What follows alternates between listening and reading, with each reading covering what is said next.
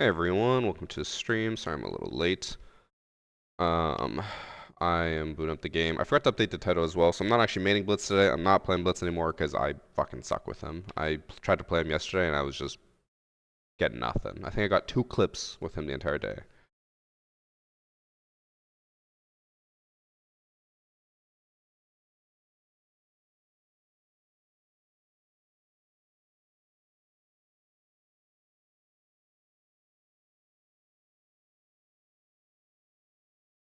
I'm just writing something real quick and then I'll switch it over to the game.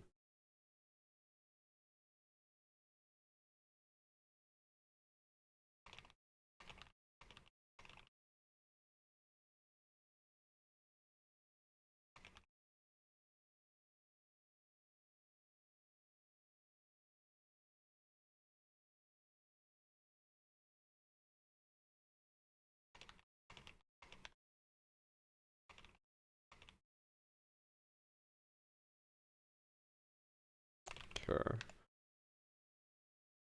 I just sent a message. How long does shipping take for Glorious Keyboard? I honestly don't know, Juanster. I can tell you I still have my Glorious Keyboard and I still really like it, but I do not know how long shipping takes.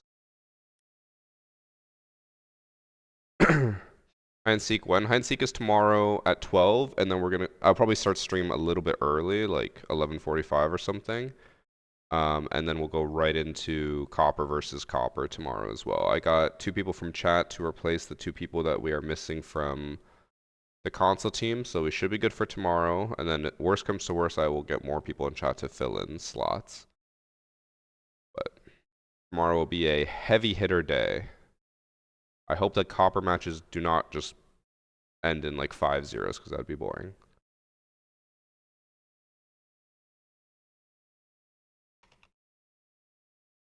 Updating the YouTube title, which is what I forgot to do on Twitch, so I actually do it here.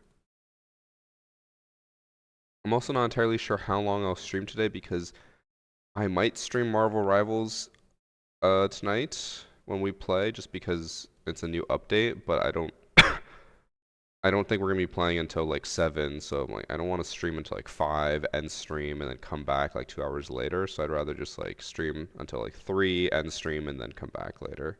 We'll see. Nothing is set in stone. I just know my group is playing tonight. I don't know what.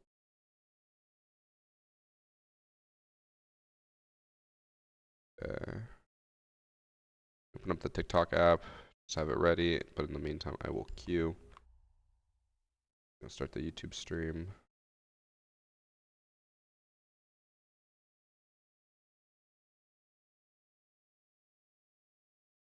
Are the drops? Are there drops?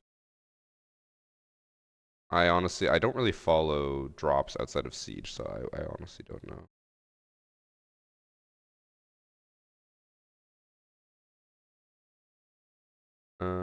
Marvel Rivals. There are drops. Looks like everyone has drops. Maybe? Feels like it.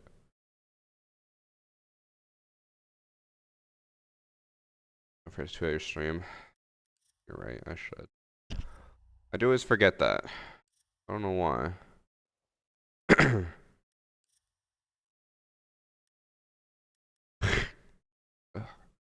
My phlegm has been really bad today. It's like I just feel like a ball of it in my throat. Very annoying.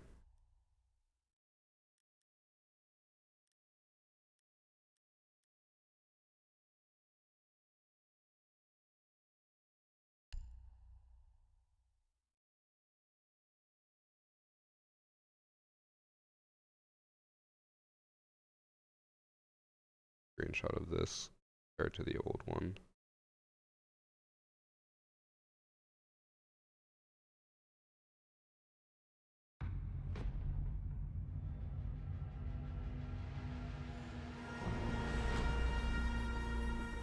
Don't have a screenshot of the other one, unfortunately.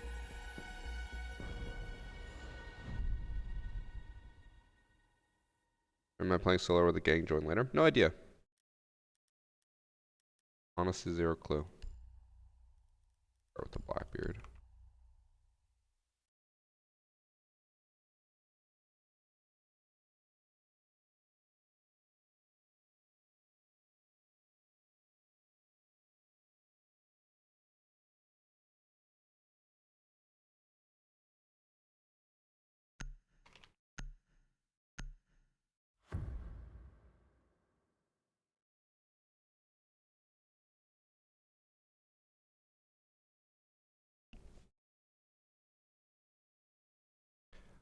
Let me actually check something before I tweet this. I don't want to look like a fool.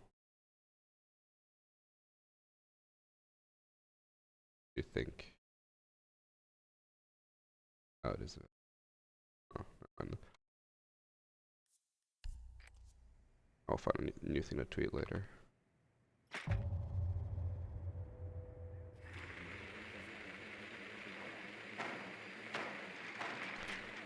Obese Caucasian.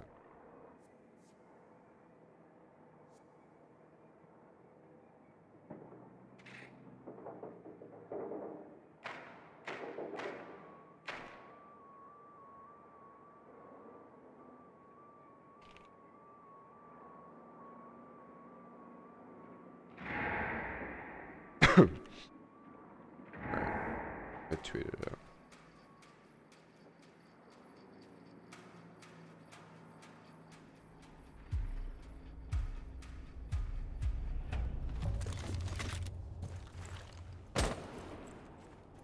Alright, going live on TikTok since we're in a game.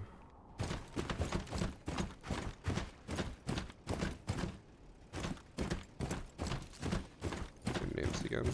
These aren't too bad. Well, at least it's not the racist names. We've been reporting the racist names like crazy, and they're still not banned. Like, the name isn't banned. Oh, I hate. Been facing a lot of castles who keep doing this. Go. Go to the library.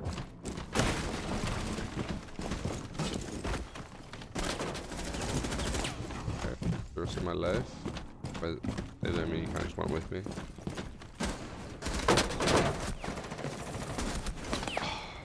Baited me. Turn around, but then turn back around when I aim down sight.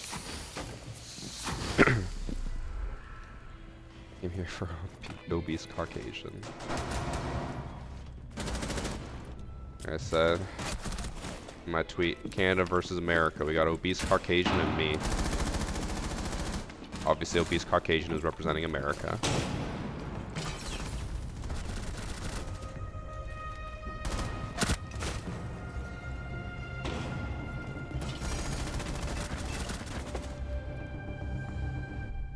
Right, Sharpie.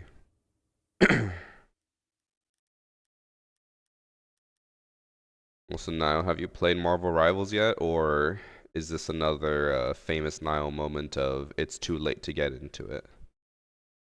I heard you apparently said that about Deadlock. Becca told me. Alright, it's been a lot of fun. Feels like a oh. Feels like a better Overwatch.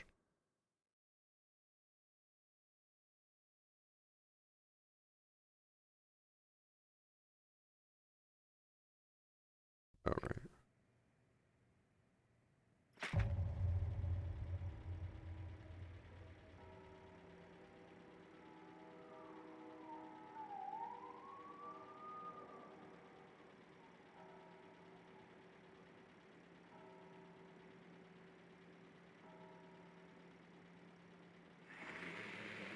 I only have time for old school RuneScape and Val. If I liked Overwatch, then I'd consider. The luck actually looks more appealing to me than Rivals.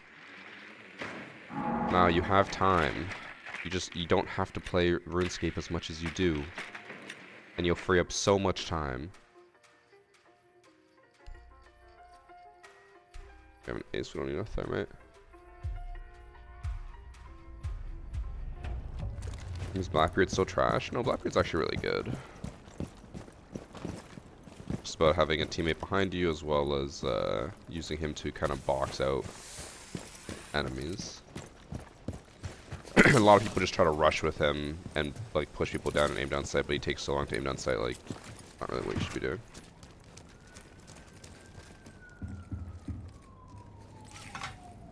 I've actually been gaming that much in the past couple months. Disgusting. We're gamers now. It's a game for life. We were talking about this yesterday. I genuinely don't know what I'd do with my free time if I didn't game. I don't know how I would fill my time. Looks like we are not going for... Oh. We're getting the wall, but we haven't gotten the hatch.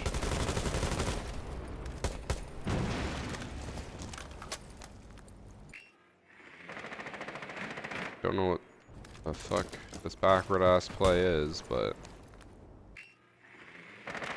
we're doing it.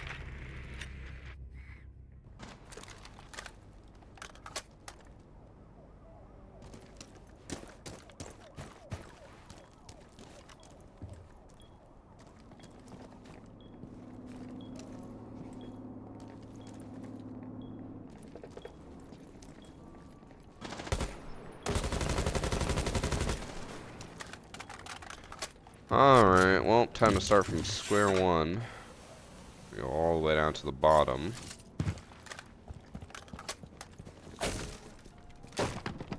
Push up red because I really don't think white's an option.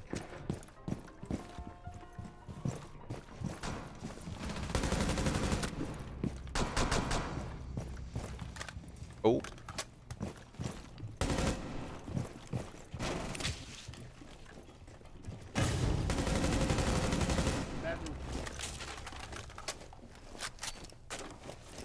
Oh, I didn't reload that.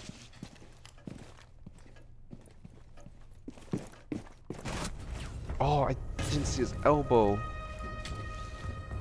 I'm blind. I thought I saw his... I would see him more. I just didn't look at him. I'm dumb. Oh. Don't you do rock climbing? Yeah, but rock climbing only takes up like 2 hours a day. Gaming takes up like 10 hours a day. Took 4,000 photos over the last 3 months of 2024, so I've just been editing in my free time. That's fair.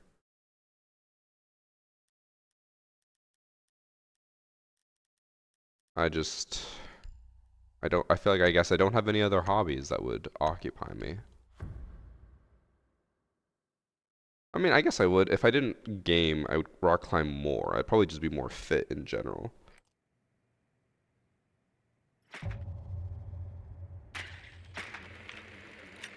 I got into a game the other day with a cheater that had an elo rollback of 450 points, but not banned.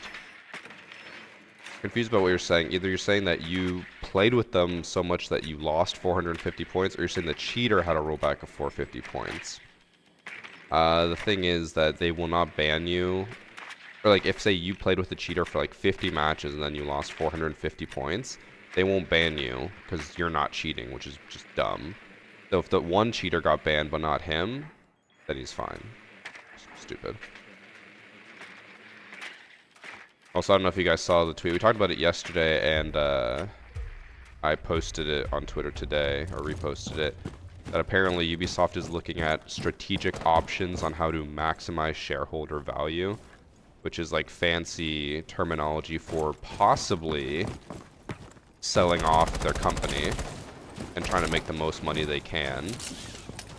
Or they could just be reevaluating and trying to like rebuild their brand. Badass thing.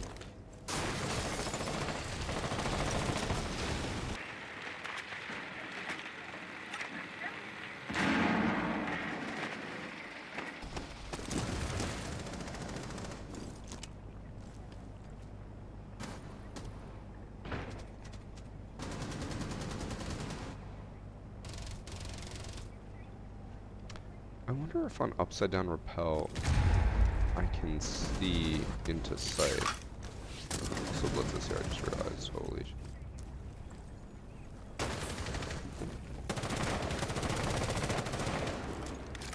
Well, last one's above.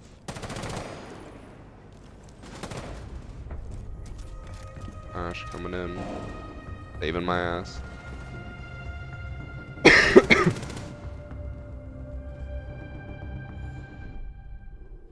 I didn't really pay attention. That looked like it had no recoil, but I assume just really good aim. I wish I had that type of recoil control.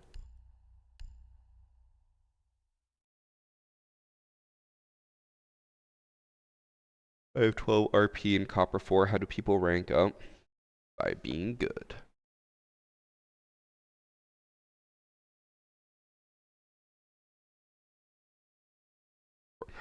to mod status. Jamie, you know the other day when I said you were being promoted to mod, that was a joke, right? It was just because I think you made fun of Sharpie. I said, you're in.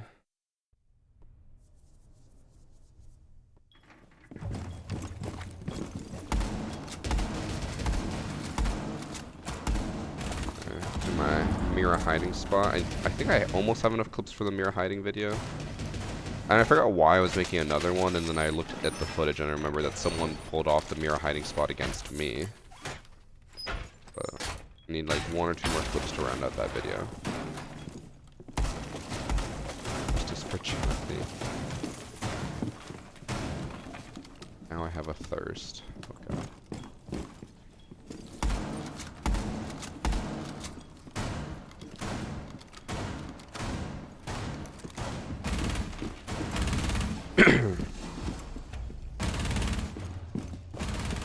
Alright.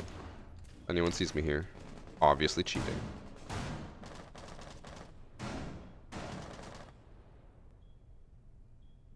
Someone need to ask how much renown I have. I think I have like 1 point... Oh no, I'm not at 1.1 million anymore because I spent a bunch of it. I'm at like 800k.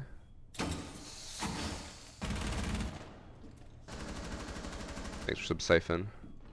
Yeah, Scuff did ask for mod. And had the audacity to regret it.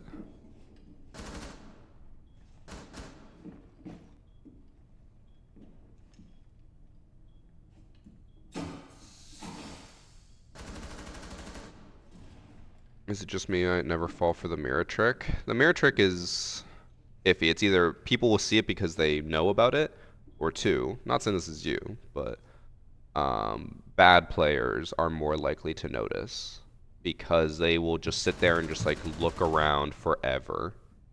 Good players, for the most part, ignore it because they just are like, it has to be a clear corner because it's such a stupid spot, which is when you get to pull it off. But if you're already aware of it, like I check all of my mirror hiding spots every time I push in. Like if I'm on cafe, I check this table. If I'm on Night Haven Labs, I check that one. Let's go. Remove for inactivity. I check that one countertop. Like either you know about it, or you're a bad player and you run into it and see them. Hydrate. The kitchen on Clubhouse is the best spot for mirror trick. Do you mean just like right next to the window? I've never actually tried that. Maybe I should.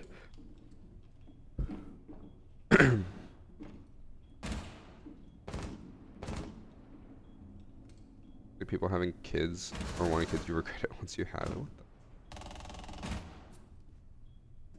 Charm doesn't care. I mean, it does smoke you. So the issue is the charm makes you better, but they surrendered?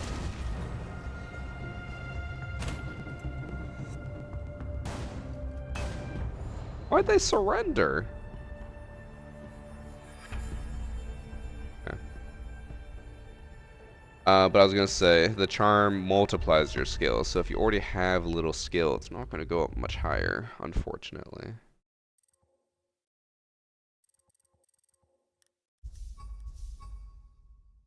Well, weird first game. I didn't have... I'm suspicious. Did we have a cheater? Think so. Fine. Because, like, normally people don't surrender. They did. I don't think we had a cheater.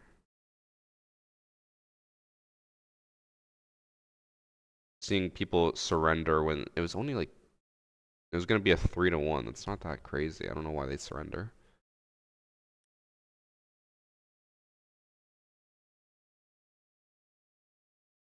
Does the charm provide any other benefits? It makes your penis larger.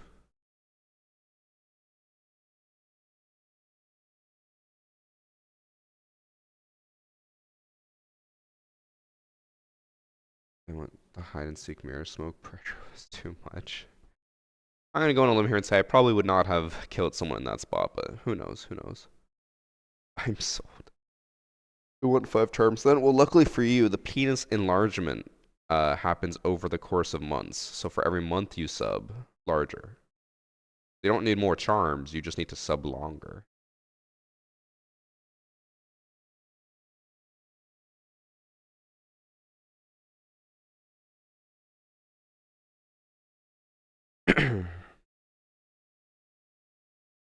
I got the varsity charm and my left testy turned orange. Is this normal? There have been some side effects. But don't worry, it'll go back to normal.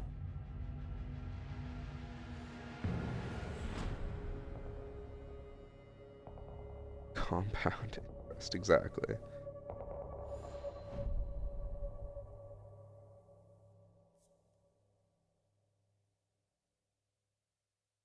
Trash cat is amused. What a name. Oh, it's a hot dog.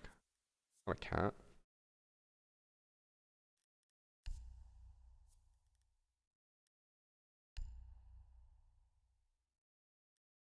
Oh, guess I'll go armor round one. I always do that. When I ever play ranked? I'm not playing ranked solo, and recently ranked has been horrible. Cheaters are just destroying ranked. How much larger does it make it? So it used to be 1 inch per month. Every month you'd have the charm, 1 inch growth, but because of how many people have subbed over the years, we've had to start spreading out the wealth. So now it's 1 centimeter per month, which is still good, but not as good as it used to be.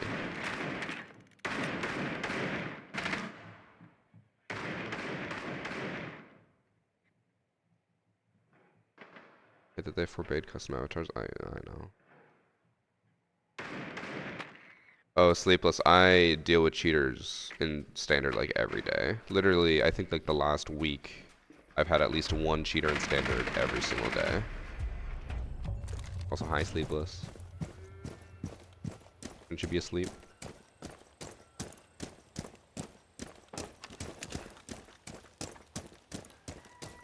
Bucket, we ball.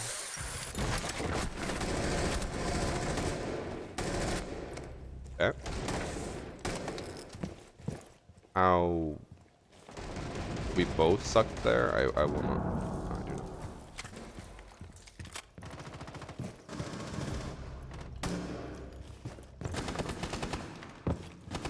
Maybe focus on me there. Come back to state.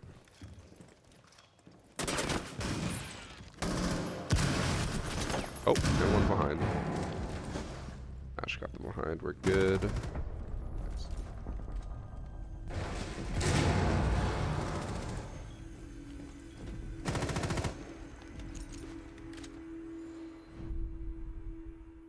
Some players cheat in every game mode, it seems. Yep. I mean, are we really surprised? Like, people will cheat in any game ever. Like, people cheat in Minecraft. People just...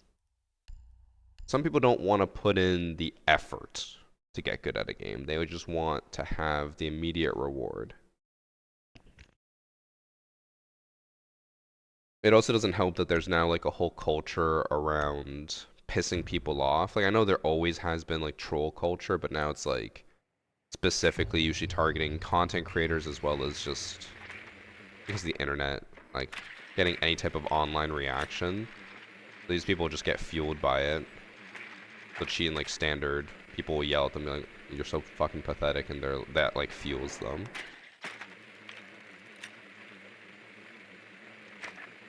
Arcade's the worst. What do they get out of cheating in a game mode to basically warm up? Usually they're leveling up the accounts, and in arcade you're less likely to have someone cheat, or what's it called, not cheat, report you, because they just don't care. They're like, fuck it, whatever. They're cheating in arcade, whatever. Versus like in standard or ranked, people are way more likely to report you because they actually care more.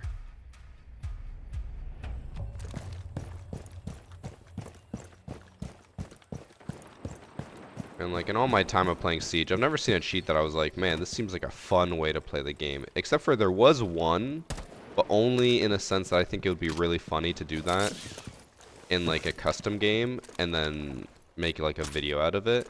There was one cheat I remember got really popular actually on this map where as a cheater, you used to be able to walk around as Sledge in the prep phase with your hammer out, and you can bonk people and kill them during prep phase.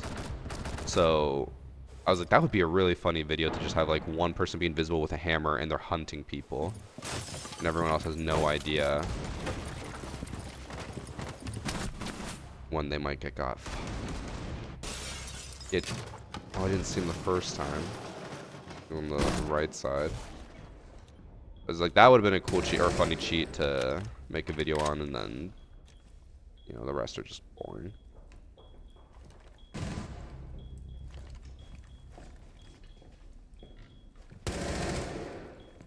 Charles the change before was just someone who knows they're evil and thriving on the reaction. Now it's more rights, freedom of speech. I don't think, other than the really dumb ones, I don't think there's any trolls out there who actually are like, this is my freedom of speech and you can't infringe on my rights. Like, I don't think any of them actually care about that. They just want to piss people off. I think that's the alibi that, oh no, I killed Blippi the first run, I think. Was that in a hacker replay? I don't think so. I think that was before I did hacker replay. People used to call it the Super Mario cheats because I think when you were, like from that cheater's perspective, when they would run in, they would be like glowing like when you have a star in Super Mario. And then people just start playing the music over top of it. Bro. Those were crazy times. Oh, who I want to play? No one really feels compelling to me right now. Thanks for the pedicure. How scope was meant to be played, I'm not understanding where they come in handy. I mean, there's multiple ways. The main one is just roaming. You're supposed to roam as Scopos. And then if you're getting pushed, but you have a chance, like a few second window, you can swap to get away, and then they just wasted time hunting you, and now you're on a fresh robot with full HP, full ammo, like somewhere else completely on the map, and they've lost you. There's also the alternative of like, you put one robot like way off site somewhere random, and then when they're pushing site, like you stay on site for most of the round, when they're pushing site, you just swap to that robot and then you flank them, something like that.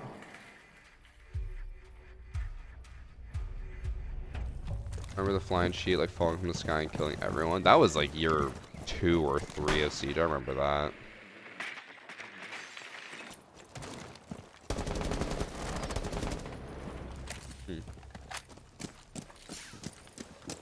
Not even like a C4 run out, he just ran out super late and tried to shoot. Actually did fuck up the ace though.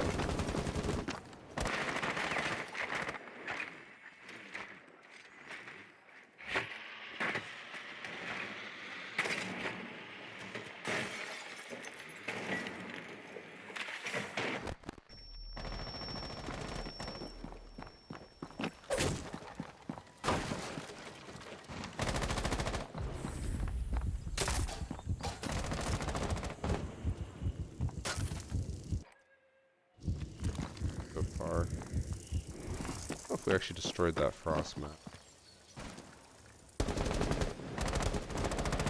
Good.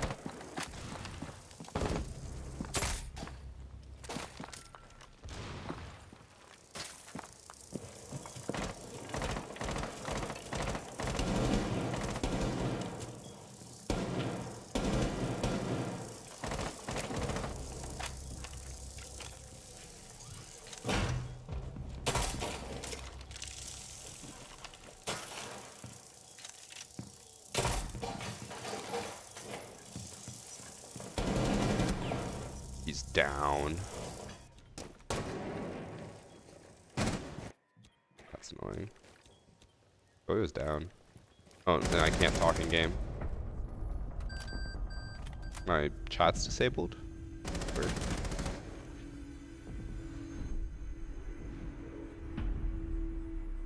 Shooting through the shield was also very bad, but that wasn't cheats, that was an exploit. That was the same thing as the Jaeger face shield. There was a time where you could just like do certain actions and then you'd just have a shield in front of you while also having your gun out. But that wasn't a like a hack, a cheat, nothing like that.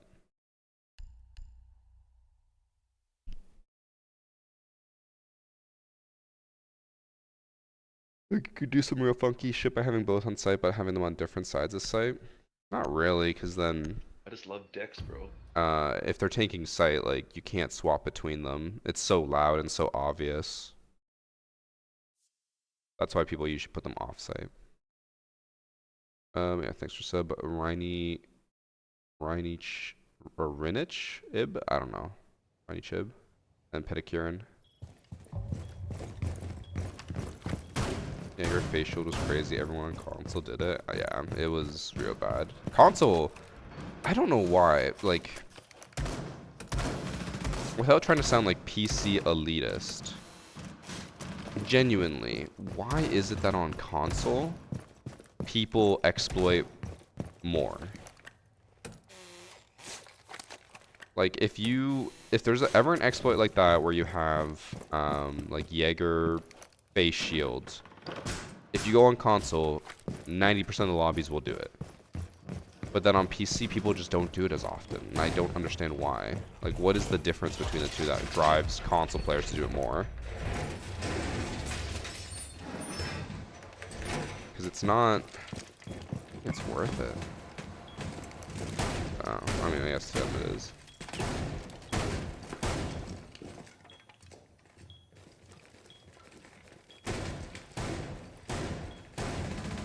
A lot of console players are younger kids that think it's cool. I think you might be right, because Unishark420 is saying that he thinks it's fun and funny. So just child behavior. Makes sense.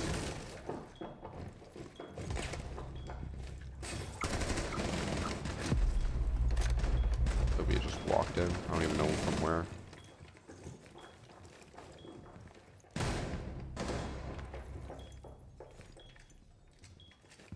I guess that's bottom right.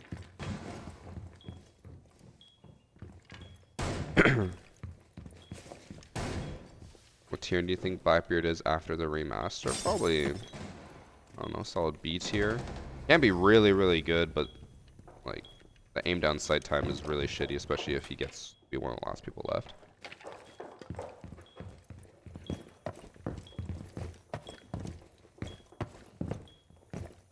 I remember like, I think it was probably like the only exploit I ever did in Siege was there was a time on Outback where you could rappel in through a hard window. Like, you know how there's normal barricades, but then some windows have like metal on them? You used to be able to rappel in through a hard window, but it was to a small bathroom. Like, if you think of Outback, the little bathroom that's between green and red bedrooms, you could just rappel into there, and it was just so useless. It's like, yay, I got in, and it's like, there's literally a window right next to me, but this way is silent, but it's useless. And then all I ever did after that was I just put a frost mat there every single time, and I'd always trap people because everyone was doing it. Okay. Do you think it's reasonable to team kill someone who's blatantly destroying your utility, for instance, breaking mirrors, shields, barbed wire, etc.? I am always on the side of if someone's trolling or ruining the game, just move on. I've argued with Priest about this before as well, because we had a lobby where they were team killing Priest because of something Priest said or did, I can't remember. And then they team killed him, and Priest was like, team kill him for me. And I was like, no, like, I'm not gonna do that. And he's just like, why won't you stand up for me? I'm like, it's not about standing up, it's just like, it's not worth the fight. So my take is always just like, if someone's destroying your utility and ruining it, just move on. Next game, you won't be with them, and then now with the reputation system, if they keep destroying gadgets, they'll get a low reputation, which then eventually will ban them from ranked, so... Apparently that thing is not implemented yet, though, so...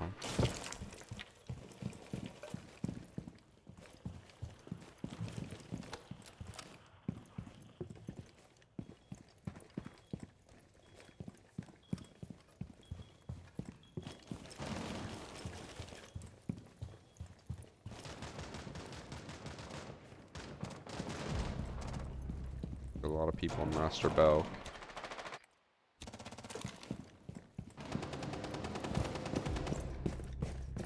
Sounds like everyone on Master Belk except for whoever Cav interrogated. gonna go through basement.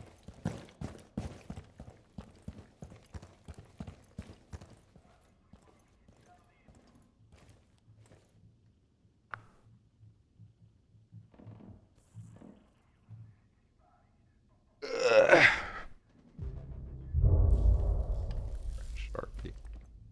Go fuck Sharpie.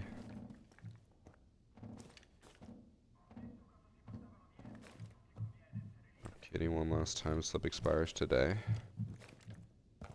That's bad. Oh. Where is it? Oh yeah, it's over here. I was looking at the wrong barrel, thinking that he was gonna go through there. Oh my god. Bro.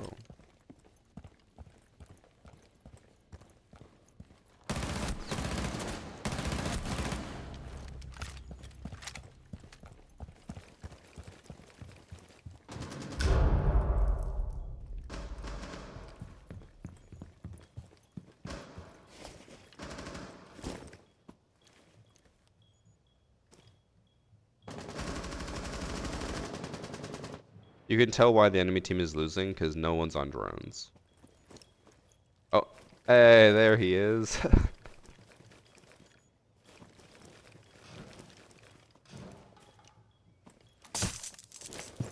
Blackbeard's breaking in below. I think they're breaking in above, I guess. I don't like below.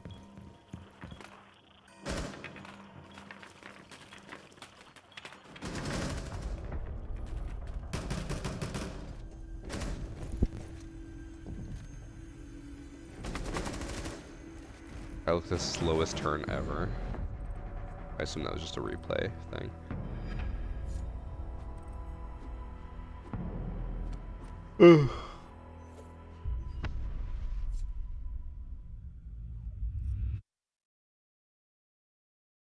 I just love decks, bro. If you could design an operator, what kind of gadget would you make what kind of gadget would you make slash want? There's a reason I'm not a game dev. I have very few ideas. Let's see. Let me think on that for a second. If I could design any operator with any gadget, what would I implement?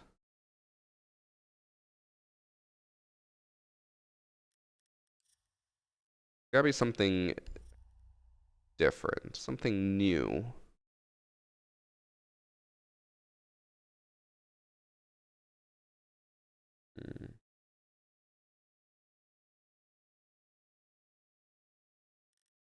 I feel like an attacker would be easier to design. Easier than a defender, I think.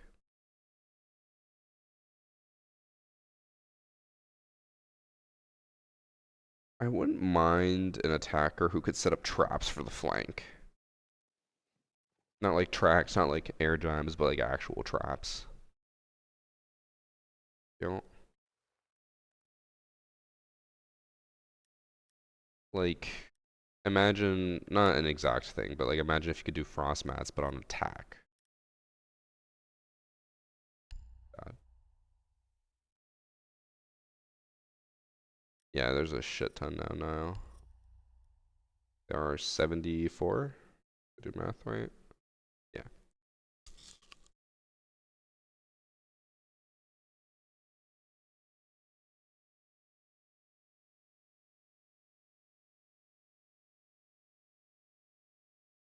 So, who you recommended that drops is someone who can put a foam grenade that can plug up a breached wall.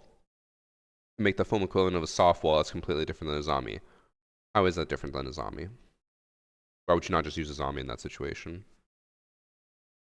And how would a foam grenade do anything different? It would just be another zombie.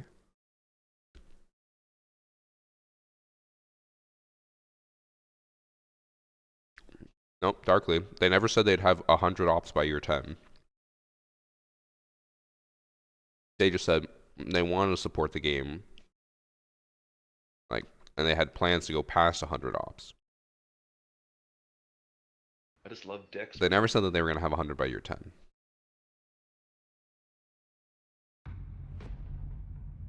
Thanks for the 35 months to Flash. What about Nomad disorienting enemies and slowing them walk for like 15 seconds? Okay. Frost I get as an exception, but as a general rule, I do not like operators that affect your ability to play. So, Ella and Zofia Grismont mines used to affect your sensitivity. It would have your sensitivity. And that's just not fun. Frost mats making you not be able to sprint. I kind of get it because it's easy to destroy them and you can just drone and, you know, not get punished by that. But I don't like things that prevent you from playing. I want things to just do their thing and then that's it.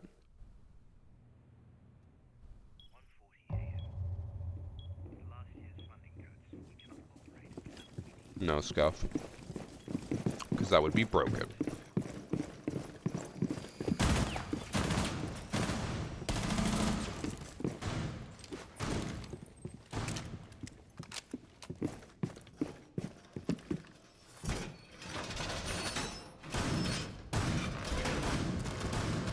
Would have loved someone with a disguise ability, like actually compensating his appearance just for the memes.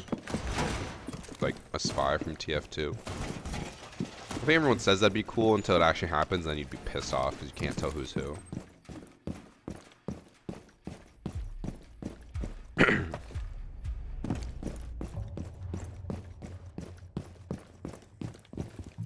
You know what I find? Okay, I just thought of an attacker. An attacker who can put like tripwires on doors, like an actual wire, and then when an attacker walks through it, if they don't check for it, they actually like fall over, and like I don't know, 2-second animation to get back up. Kind of like similar to being nomaded, but specifically on a door, and very hard to very hard to see. Luckily, my reload actually got canceled there.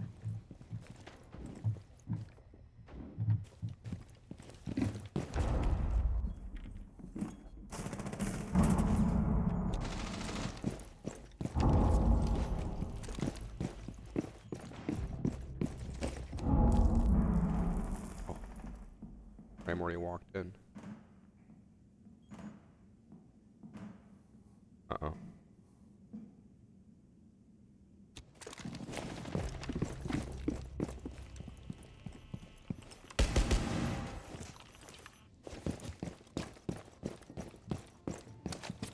Yeet.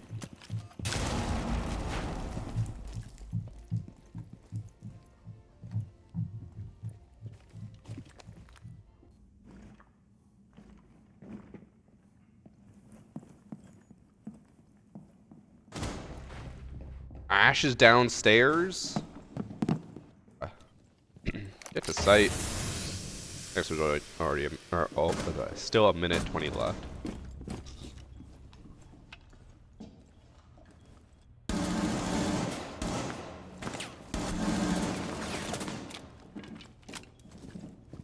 don't know if I believe in the dock. Oh, this is actually a nasty angle.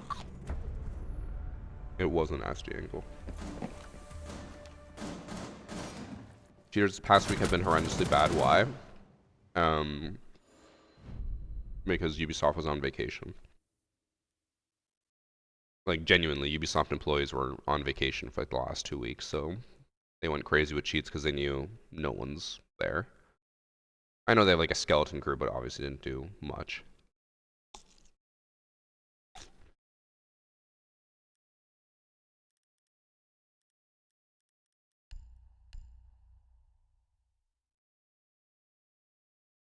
Also, I do hate when people's automatic response to cheating is play on console, and then you're fine. And then the console people complain all the time about mouse and keyboard, chronos, macros, stuff like that. Like, on PC, you genuinely face less cheaters than console.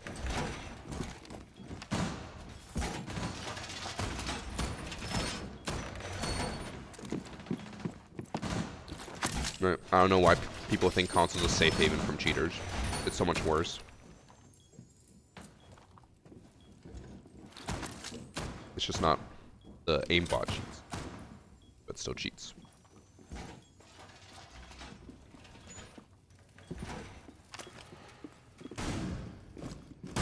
I don't think anyone droned me.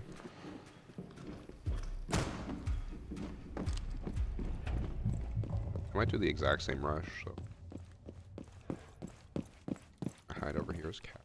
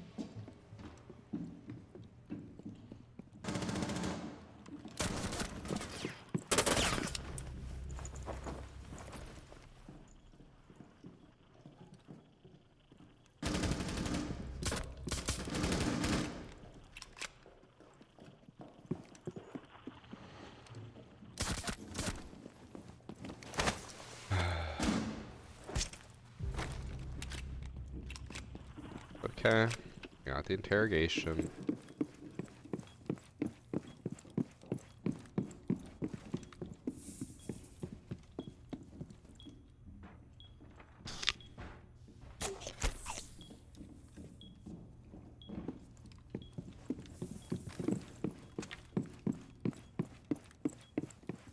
Also, I'm just gonna barricade site. So we know where he's coming from.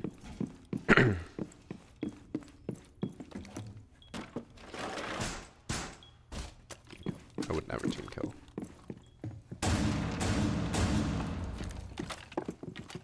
I can't harness enough anger to be upset enough to team kill someone or something like that. It's a video game.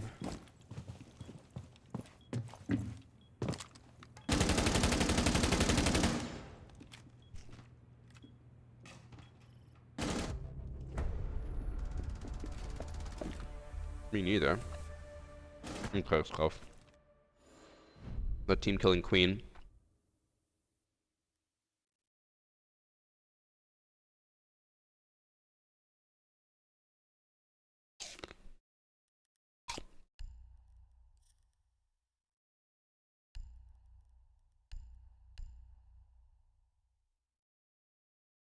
He's just a chill guy.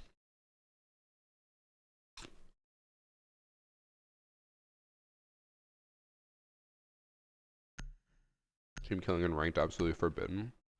Yeah, but I don't know why people think that just because it's casual makes it any better. Like, people will make the argument being like, well, it's not ranked, so it's fine. But like, I know for a fact that you guys saying that, if you got team killed in casual, you would be pissed. And then just be bored, because you're like, well, fuck, I'm dead now and I can't do anything. Like, it still matters. It doesn't matter whether it's ranked or casual, you're gonna be pissed. Now, if it's between friends, different story. But for random, if you just get team killed, you're gonna be upset. No matter what playlist it is.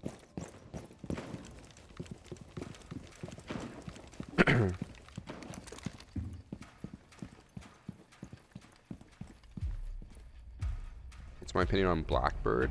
I think it's one of my favorite Beatles songs. Yesterday and Blackbird are probably like top 2.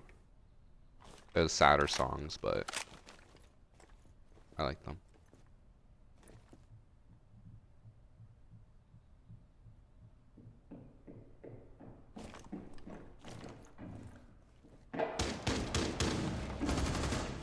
Oh, that was the sound of him running up from there down to there. Never heard that before.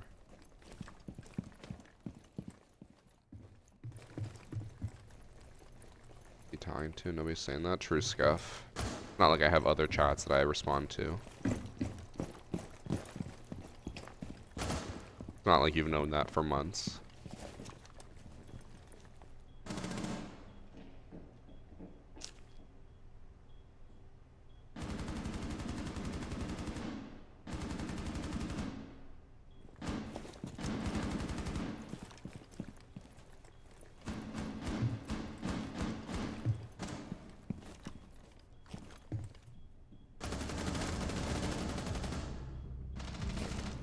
Nothing's over here. I'm about to take a drink of water.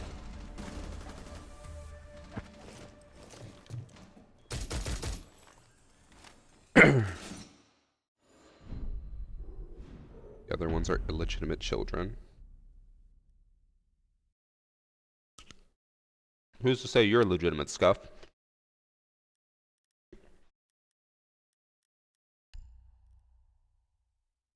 So, speaking of which, I'll retell a story from one of my friends. Some of our friends, they just had a baby, and it was very much an accident. Like, not planned in the slightest bit. And even when they found out, they were like, what the fuck? So, when we were talking about how she was an accident, he's just like, yeah, you know, we still love her, obviously, and they're happy they have the baby, but she was not planned at all. And then he's talking about his family. He's just like, yeah, he's like, I don't remember which, he's like, I know some of us were accidents. So then he went through, it's like 4 kids. He's like, the first one was planned, for sure. And then it was him, and he's just like, I think I was an accident. Like, I think I might have been planned, but maybe a bit early. And then his other sister's like, not even 2 years younger than him. He's like, she was definitely an accident. Oh, and then he's like, and then the 4th one was only a year younger than the other sister. He's like, oh, she was also an accident. He's like, I think our family just has babies on accident. Which sounds fucking stressful.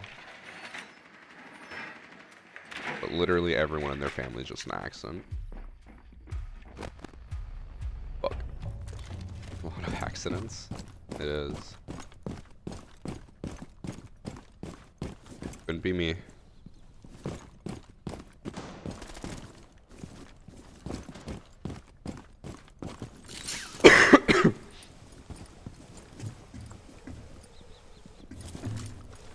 Fuck up there so quickly.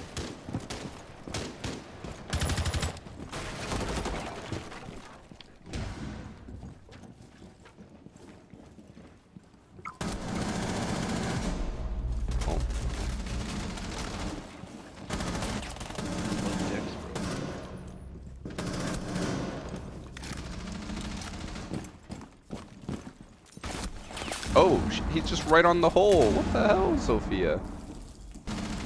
He wasn't even hiding. He was just sitting out in the open. Sophia.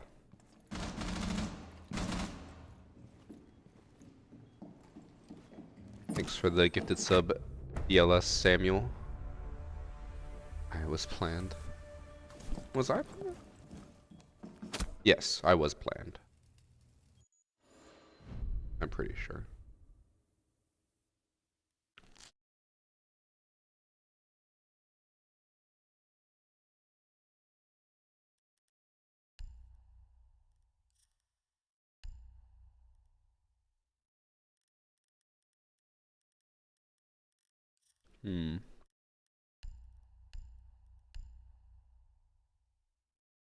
I think I was planned. Not making everyone question whether they were accidents or not.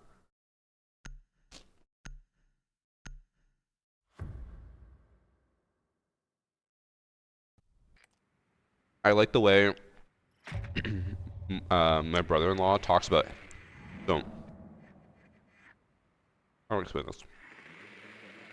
For myself, or like my family, Annie's family, and my brother-in-law's family, we all have the exact same situation, where we have older siblings who are much, much older, and we are all the youngest siblings, or like in the younger group. So then my brother-in-law always talks about how, I think it was like his aunt was having a baby, so then his mom was like, oh, I want a baby again. So like 20 years after they had kids, they have another baby, my brother-in-law. And then his mom was just like, well, I don't want him to grow up alone. Like, I want him to have a sibling, so we should have another baby. He always says, he's like, yeah, so my mom really wanted babies, and my dad just wanted to get laid, so they had more babies.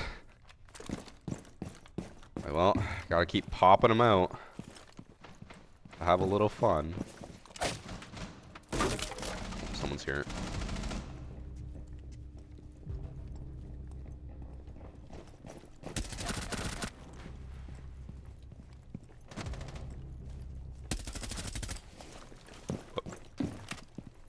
He lit as shit.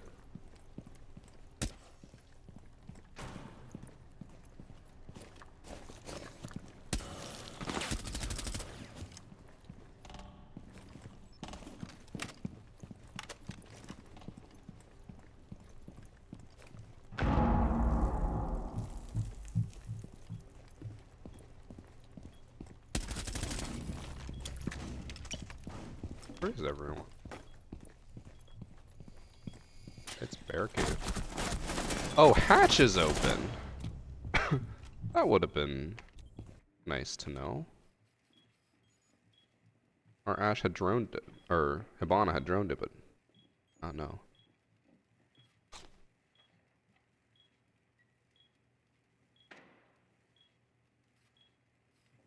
20 years, that's wild. I think the difference between me and my brothers is 25 years.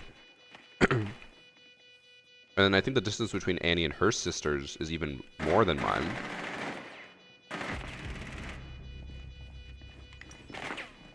I always forget how old my siblings are because they're that much older. So I'm 20, or oh my god, I'm turning 30. I'm 29. And my oldest brother, I think, is 54. So 25 years exactly older. He is 1 year away from retirement because he works for the federal government, so they retire early. I'm pretty sure he's 54. Play 30 by Bo Burnham. I'm not afraid of turning 30. I'm just simply afraid of death. That's all. I'm not afraid of turning 30.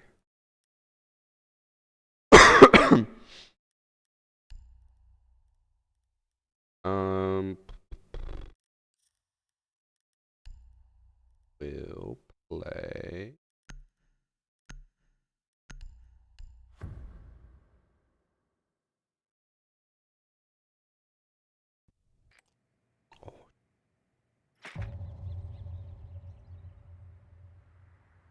Yeah. I want to say Annie's sisters are, I think one of them's close to 60. So I think her age gap is like almost 30 years. It's like Annie's age gap is like 30, mine's 25, and then my brother-in-law's age gap is like 20 years. Which, okay, people told me, we were talking about this at rock climbing with a bunch of my rock climbing friends, and they're like, yeah, it's actually a lot more common than people think. Like, everyone knows someone who has like that type of a huge age gap. I'm like, I don't think it's that common. I feel like it's pretty rare, and it just happens that all of us met each other and then married each other. Because, like, I don't know many other people who have 25 plus year age gaps. 12, someone in chat said, that's more reasonable because that's like, you know, the kids are now becoming more independent and you're like, I kind of want to start over again or like have a baby again. But they're still kids. They're all kids. Versus like when my parents had me, my older brothers were already moved out and like in college. And I think, actually no, they all got married after I was born. Or maybe they didn't. Maybe my oldest brother got married before I was born. I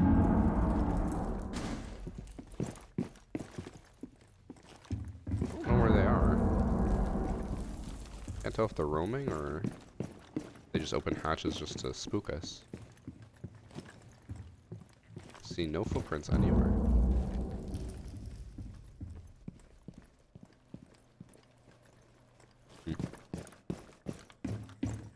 Zero clue.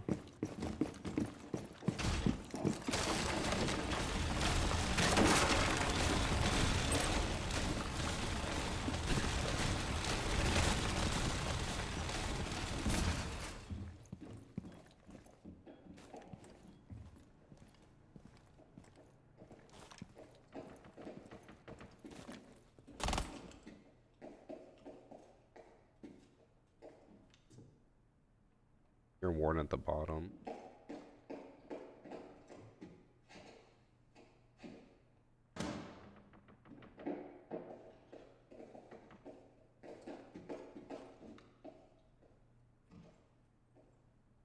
Trying to bait him up, but I don't think he's falling for it.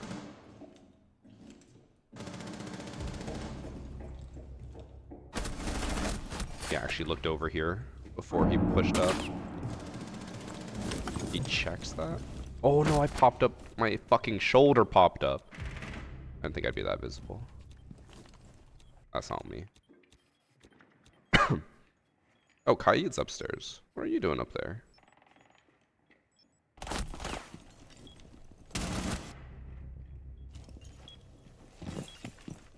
Oh, he heard him drop.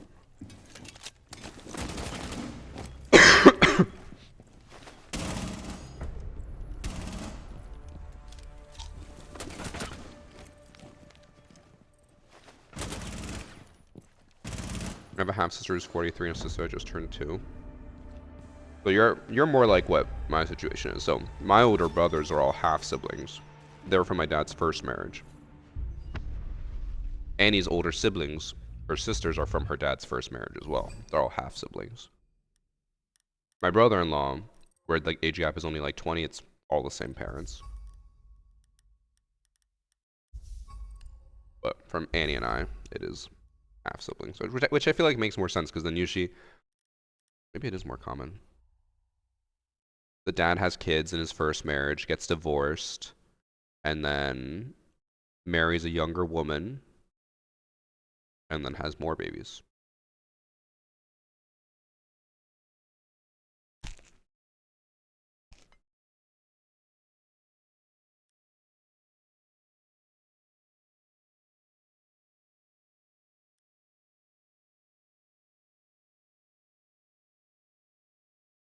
I mean, our biggest anti-cheerleaders. That's not true. The biggest anti-cheerleader will always be Jax. Jax is an anti-cheerleader on 2 approaches. 1, he always calls me out like you guys do, saying that you're trash, washed, whatever. But 2, he has never once paid for a sub. He refuses to pay for a sub because he refuses to support me financially.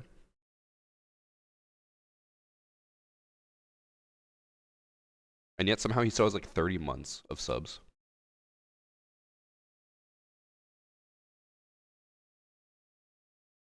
But I do the same. Well, Annie and I can't have kids because she had a hysterectomy, so I can't quite do that.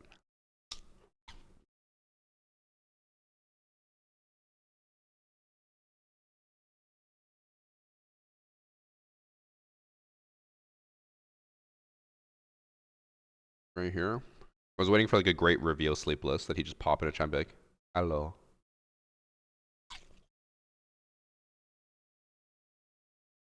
So Noodler, you'd have to wait for your sub to expire, and then you can sub with Prime, but don't do it on your phone because it's more annoying. Just do it on desktop, and go watch on your phone. If you're on iPhone, which I assume you are because most people are on iPhone, you can't sub with Prime on iPhone. You can, but you have to like go to your browser, you have to set it to desktop mode, and then do all these things. It's annoying. So just do it on your desktop and then go back to your phone. If you're on Android, you can do it, but not iPhone.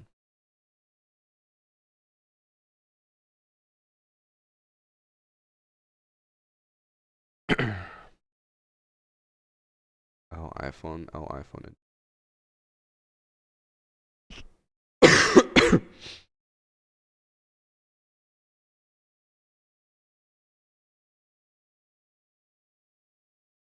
Something I never thought I would see. So for a while, our biggest issue on TikTok was sex bots coming in and spamming my chat with their sex bot services. Now we got cheat developers with like 10 followers trying to make themselves popular and are spamming in my chat to try to promote their cheats. That's just sad. Also on TikTok, thanks for sub. How do I pronounce your name? Jaybrid? Need for the galaxy.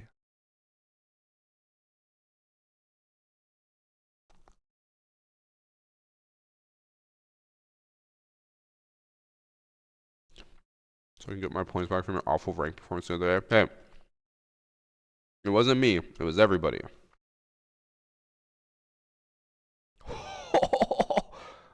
Oh, I just came everywhere. Subs, Noodler. Everyone who got a sub better thank them. Alright, can I send Mage? I see him in chat every once in a while. You better thank Noodler. Thanks for sub. Masaki Yosho?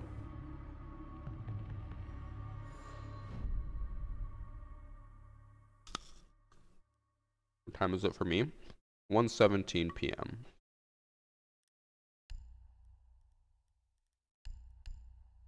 It's perfect nap time.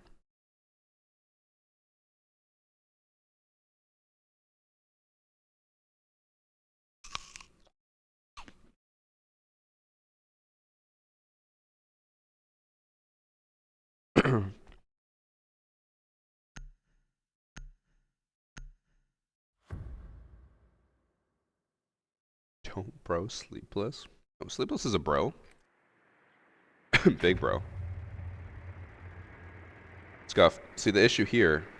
You're taking bro to just be a male term. Bro is everybody. Everyone's a bro.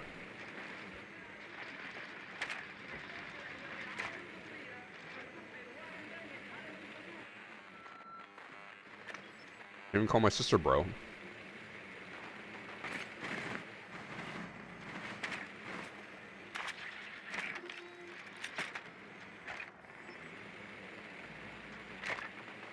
I dislike bro a lot. Come on, bro.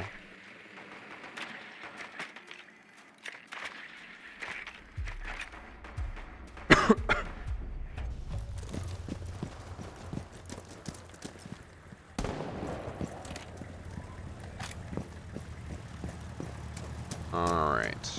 I'm gonna try to go for the office wall. An off meta push. Hmm.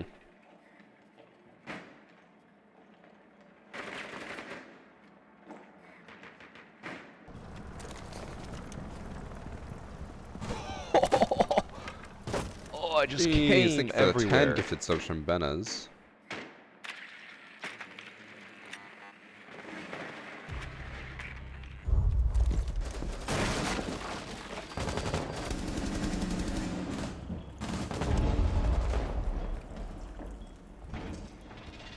Don't know if the warden or Wilmai already crossed or not.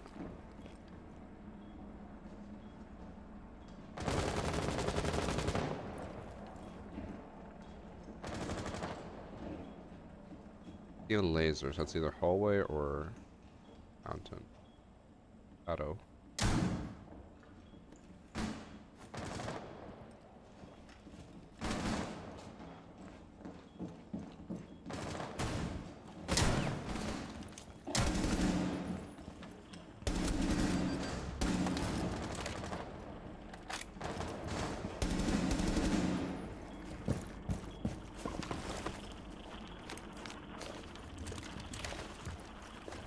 I think did he double mute this? He did. He put a mute on both sides. I don't think I can really push this if I'm being pushed from both sides.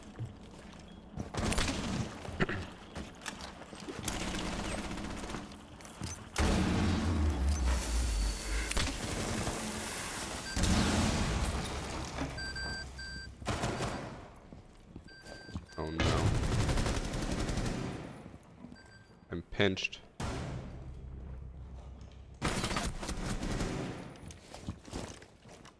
Ah! I had someone on the right in office. I think it was the mute. Jaeger pushing the door. Alibi through the wall. I was surrounded.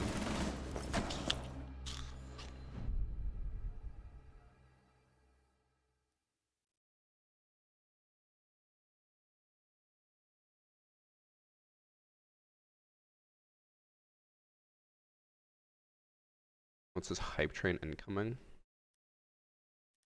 Hmm. The hype train.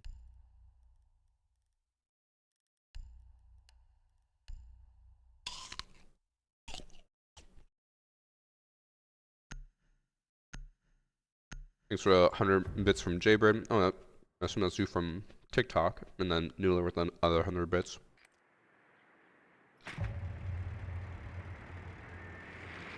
To do a video slash stream where you're not allowed to pick the same operator twice. I don't think that would be possible.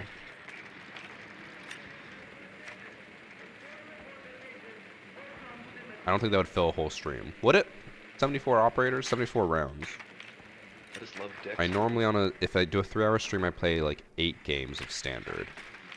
8 games on average, probably like 5-6 rounds each. We'll say 5 to be on the lower end. 8 games at 5 rounds is 40 operators. So I'd have to play 16 games just to get close.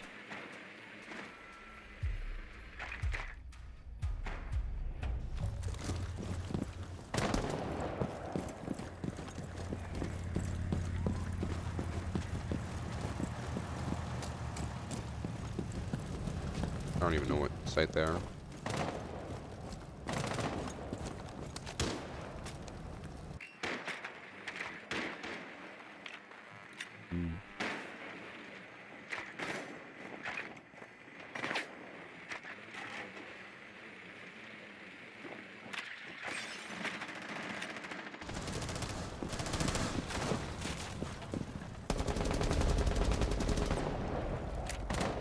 Got the Malusi. Oh, what? He's just in there. That wasn't even who they died to. They died to a C4. Yeah, they were up there. Thanks for Subtalos. What am I eating? Sandwich and apple.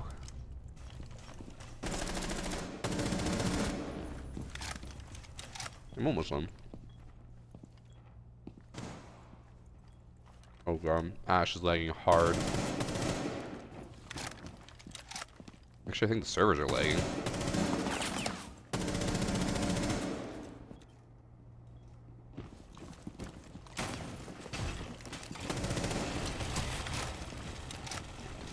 With a passion. I can't remember, Sharpie, do you work for Oracle? Because that's who Annie worked for before, and she hated working there. Well, she hated it mainly because they were like, it was a company bought by Oracle, and they were trying to make it more Oracle all the time.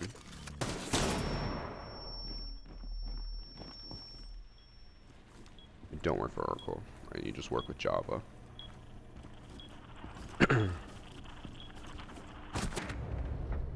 Stop playing Siege, but still one of my favorite games to watch be played.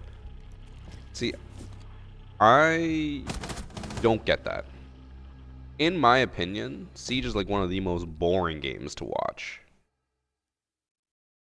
I feel like any other game has my attention more. Siege is too uneventful. Which is why I've never understood how I have a channel. But if you guys like it, all the power to you. Keep watching, please. Fund my mortgage. But I don't get it.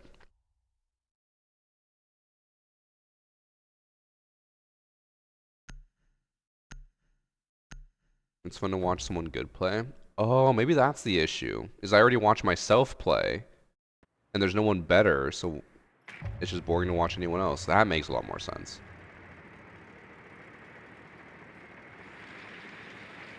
Servers are tying time to play at Rivals. I don't think anyone's on for Rivals, unfortunately. Their docs hurt my brain. That was Annie's job, Sharpie. Or the sub company she worked for was to make the docs better. She always would tell me about how awful they were and how they made no sense, and then she would have to completely redo them.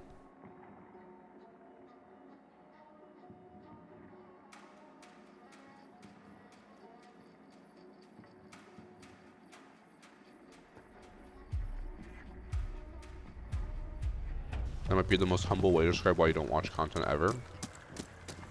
What can I say? I'm the most humble person I know. Like, people talk about humbleness, and they just think of me.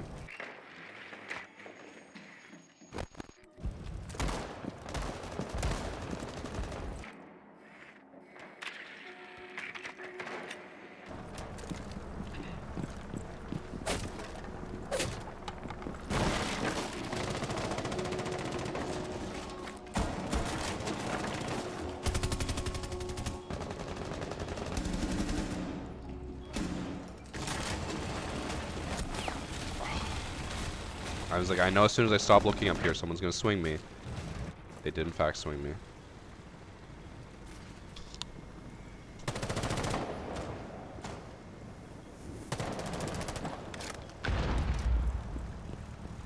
name your top 5 Siege content creators, I genuinely don't have a list.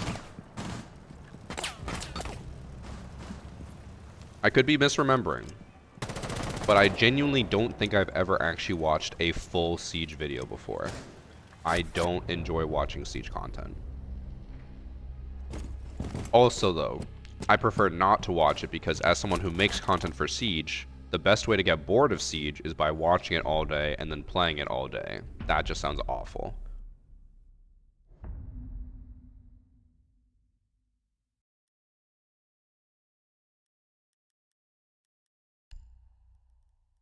I'd rather just not get burnt out.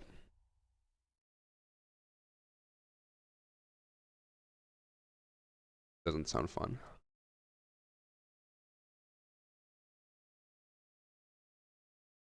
I'm glad I showed your content to one of my friends. It helped out a lot in the long run. Happy to help.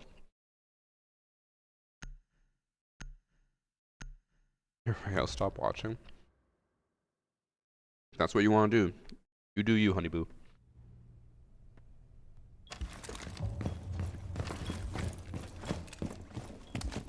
Yeah, I don't want to play Siege all day and then watch Siege all day. I'll say this without naming too many names. I'll name Evan. Because fuck Evan. No, but Evan's the only Siege content creator I know that watches Siege content and still enjoys the game. Again, not naming names, but every other creator I know who watches Siege content only plays Siege because it's their job and they don't enjoy it. And that just sounds like a miserable way to live. I still play Siege because I enjoy it. If I hated Siege, I never wanted to touch it, I would not play it. I just love decks, bro. But I do enjoy playing it and trying out random new things. There are a lot of creators who are just like burnt out as shit, but only play because they just want to keep making a paycheck. Bro, I can't hear shit. I should just keep spraying.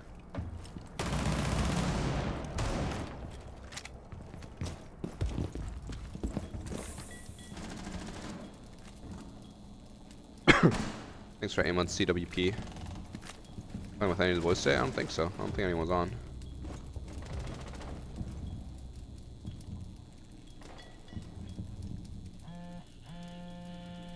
I'm not naming names. It's not my place to say this creator hates Siege and only plays it for money. I can tell you creators have told me that, but I'm not going to tell you who it is. Because it's not my place.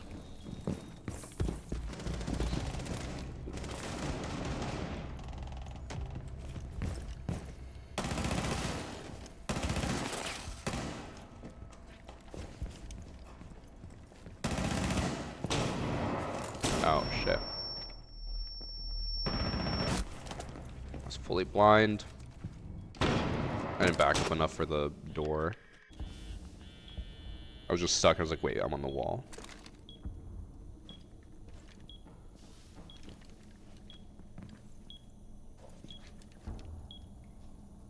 Am I enjoying this season? It's better than last season, because last season was awful. But still not one of their better or best seasons, I would say.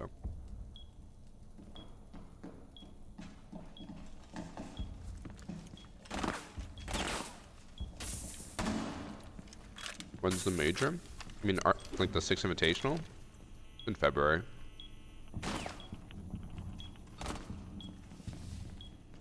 It's always Valentine's Day weekend because gamers don't have girlfriends.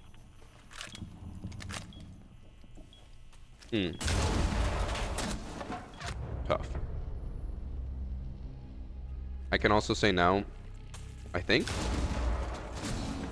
I guess I shouldn't say it's 100% concrete or anything, but I should be at Invitational. Unless something could fall through, and maybe something will change, but I should be at Invite.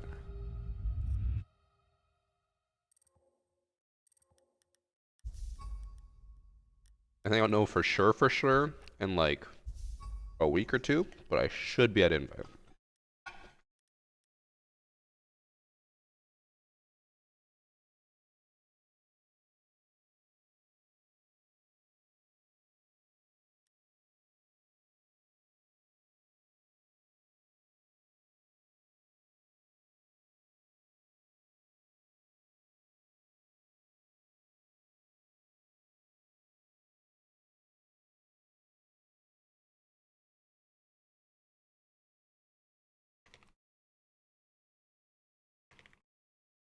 I make a vlog this time at Invitational? No.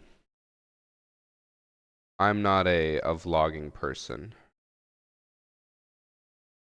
I'm not like a camera person, which is also why I wanted to make a rock climbing channel, but I don't think I have the personality for it.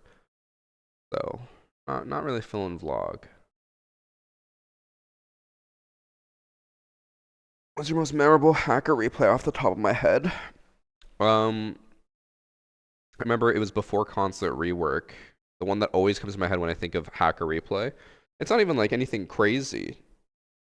Well, it was a little crazy. There was a cheat where hackers were able to make their bullets maverick torches. So they could shotgun open a reinforced hatch. Every time they'd shoot it, all of the pellets would make little maverick holes. I think the reason I remember that one is because it was one of the first like crazy cheats that I reviewed. I remember that video did really well. Let me see if I can find it.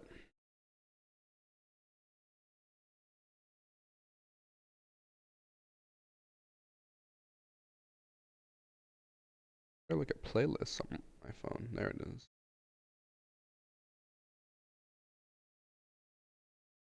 Must have been like way back at the beginning.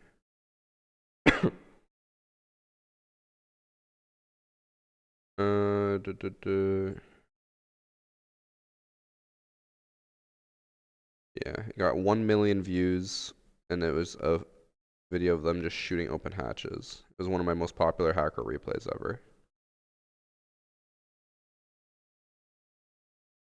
Oh, someone did posture check. Fuck. What uniform goes with the Blackbeard war headgear, the Roman Greek statue helmet one? I don't even think I have that or the uniform. Reminds me. Put on that. Yeah, I don't think I have the Roman Greek statue one.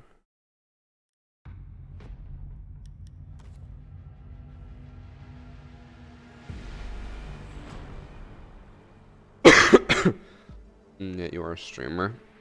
Well, me not wanting to be on camera. People always say that because I say when we talk about presentations and stuff, I have horrible stage fright.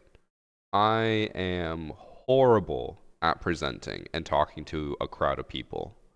I get so nervous, I stumble over my words, I forget what I have to say, and it's just a mess. It's a disaster. And then everyone's always like, but you're a streamer. Bro, this is not the same. Little Timmy over there watching me on his iPad is not as scary as having hundreds of people in front of me that I have to talk to. Oh, the personality. The only reason I'm popular on YouTube and Twitch is because I'm a calm personality,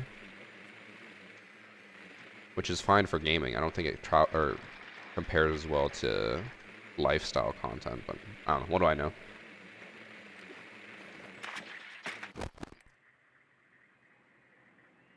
We'll see. In the future, maybe I'll do a rock climbing channel. The thing I want to do is like if I ever made a rock climbing channel, I want to have a kilter board at home so that I could record myself at home and feel more comfortable talking to the camera first as practice and then work up to it. But a kilter board's also like $70,000. So I was like, that is an expensive investment just to practice. Playing since Wind Bastion, I haven't stopped yet. I wish I could have played sooner when the recoil was crazy in the first few seasons of R6. I think Wind Bastion was still really crazy. I think that was still pretty early.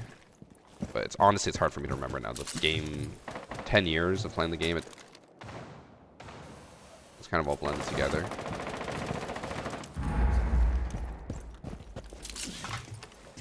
You're very knowledgeable and you're able to convey without coming off like a know-it-all or a jerk. I don't think that's the case. There are a lot of people who hate me because they say I sound very egotistical or like a know-it-all.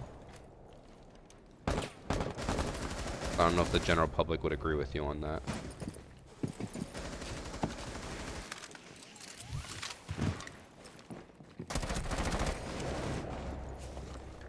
I personally take it more as I'm not afraid to say what I want to say. and that can rub people the wrong way. I usually won't say it in a very rude way, but people just don't like honesty for the most part.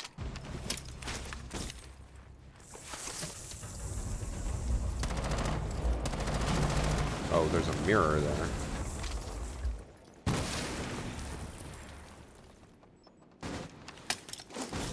Ah! Threw a smoke canister at me.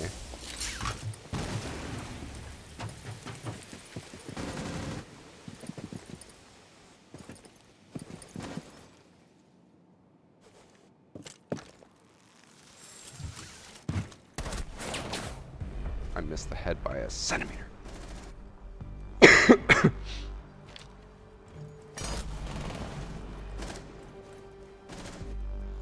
Is it true that controller has less recoil on PC? Yes. Recoil is input based. If you have mouse and keyboard, it's worse. If you have controller, it is 30% better.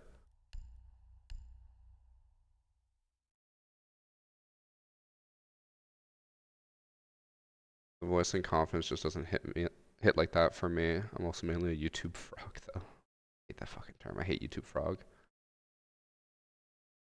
But I feel like my general take on the whole thing of what you guys are saying, so my personality and stuff, I think my personality can come off as rude and a know-it-all to people who don't watch me for more than 5 seconds.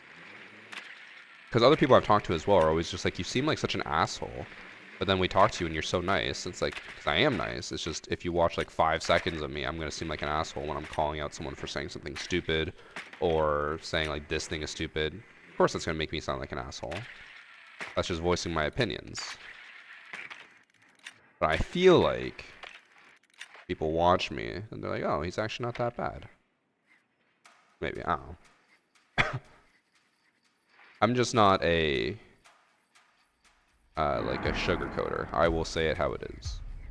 Which again, can sound rude. Especially if you don't know the context or watch too much. Oh, why did I put an E on whiskey? I feel like I know that it has no E and I still put an E there.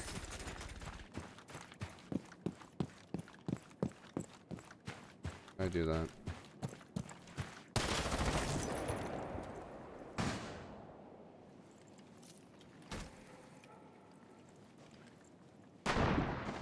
Can't really do my back push if Av is on the loose. Just kidding. Cowley's up there.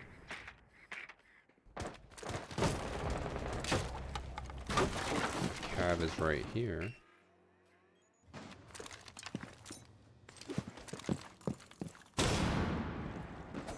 Oh my god. She actually got aggressive there. I thought she was just gonna accept her fate.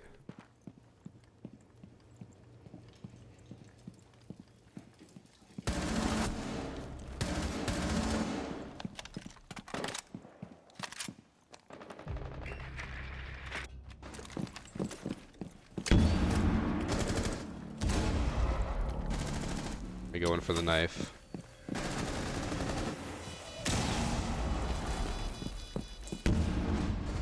Oh, he jumped out.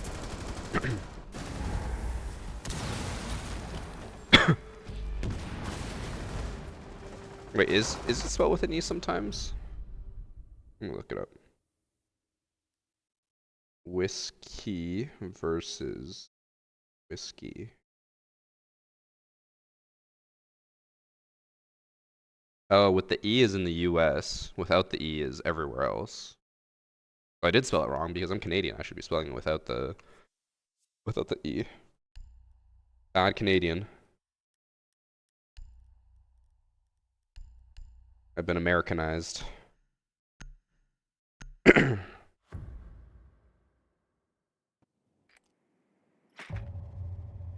She thought you were closer than you were. Imagine if I had gone for the knife there. I probably would have lost that.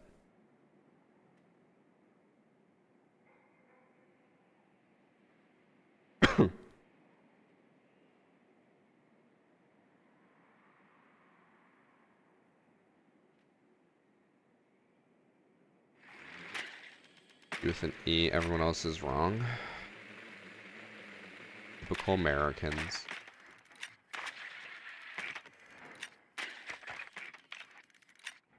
That's one thing I always see. I think it's in like basically any oh, what's his name?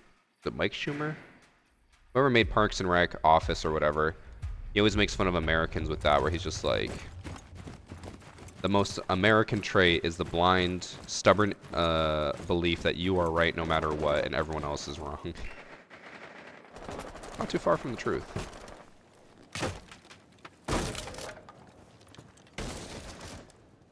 I'm fat. Man.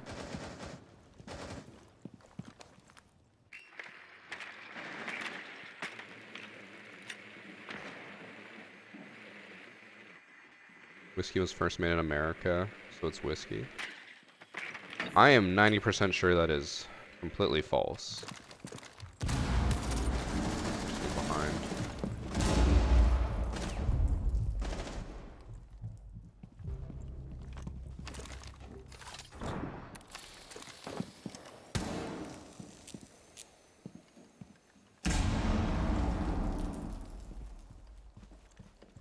Oh my god, I just realized I was staring at her. What I heard.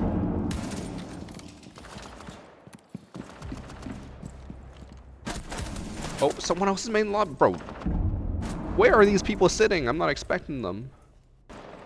Just sitting in that corner.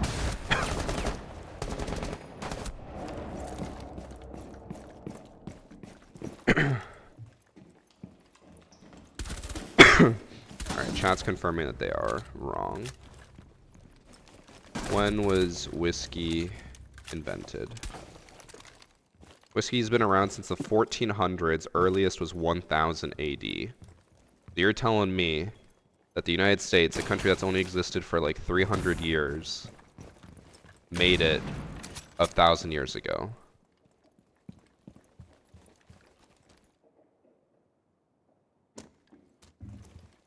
That is some American logic right there.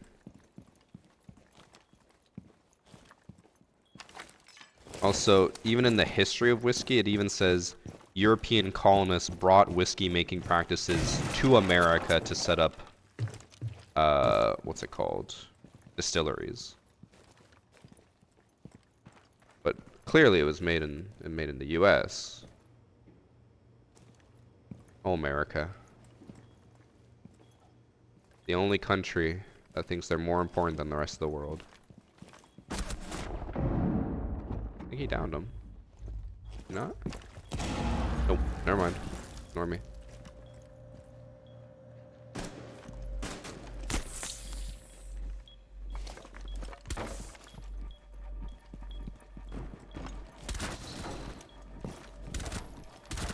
If we lost on time there, I would have been sad.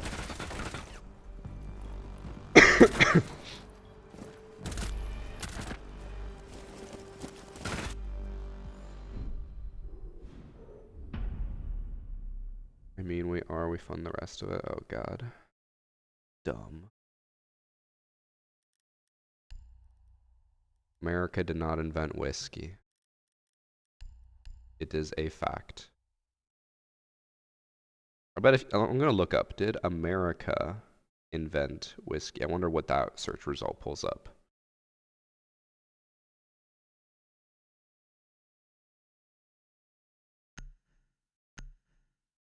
Even if you look it up, everything just says no. America had distilleries because of Scottish and Irish immigrants, but it was created as early as 1000 AD. I think that's what, 800 years before America?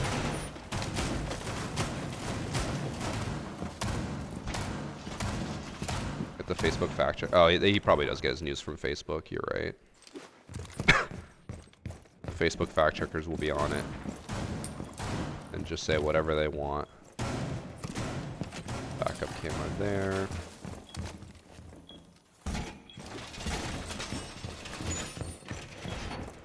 I'll never understand the blind ignorance, but from what I've heard, ignorance is bliss, so I guess there's a reason for it. Okay.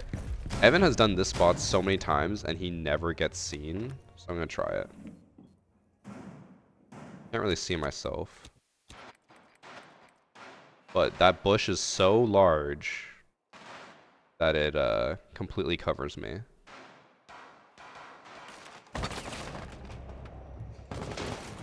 How does Evan get away with it? And then I die on my very first attempt. Some bullshit.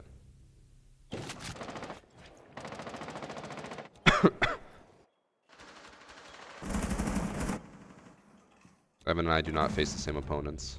Oh, in chat.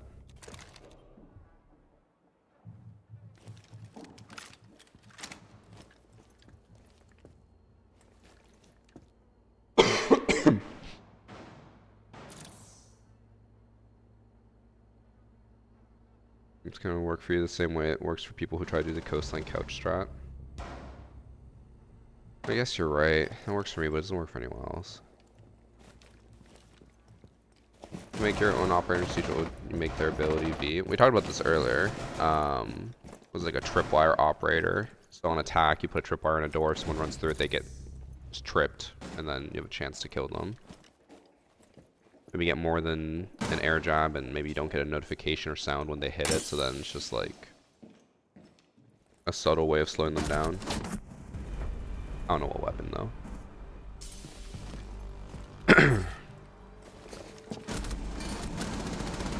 There's different ranks, man. I will say, when Evan and I play together, we definitely face less champions. I don't know why. When it's just me, I feel like every lobby I'm in is diamond and champ. But when I'm with Evan, I don't think his elo is that low. I know he has one account that's like hard stuck copper, hidden MMR for casual or whatever. But I don't think that's the account he's on. And he plays enough with me that we should be facing really good people. But I feel like we just face easier people when we're in a stack.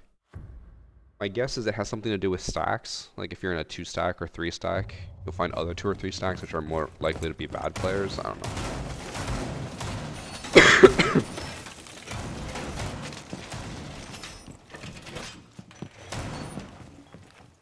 I should put my bandits down.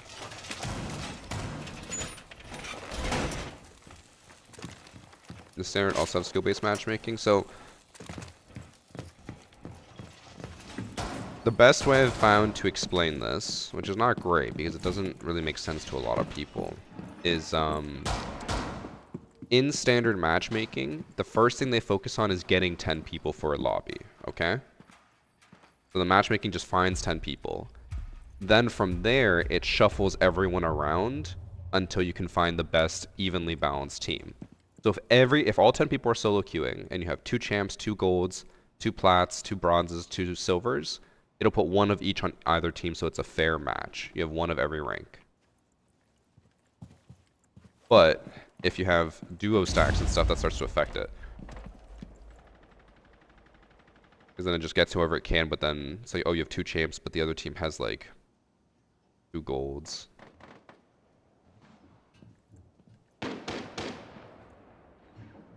Being pushed from 2 directions, big garage and small garage.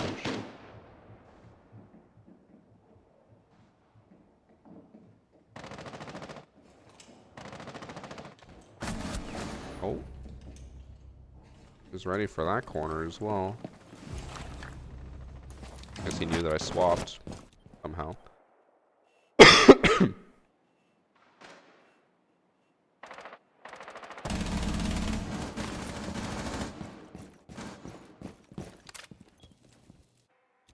What was I talking about? Oh yeah, so the matchmaking. So, oh, okay, I just saw them. Oh, they're dead. So yeah, in standard it just gets everyone it can and throws them in a lobby. In ranked, it actually will be like, your champ, we're only gonna find other champs free to play against. It's a little different. It's casual, or like for standard, you don't need to worry about finding only champs. I was about to roast the Solus. What the fuck is she doing? She's just running past the window. I didn't realize that they had dropped. Also, no one is going for the revive. Wait, oh, never mind. Warden did. Let's say we're literally just leaving to let him bleed out.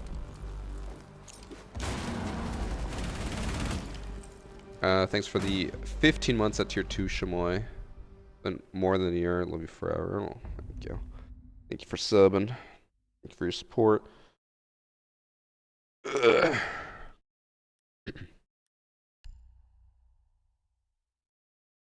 don't know what I want to do. Go W. Do you think this game is designed to be played like you're a SWAT team? Fuck no. It lost its realism years ago. The fact that you can, what's called now Hasham peek in this game just shows how, like, unrealistic it is.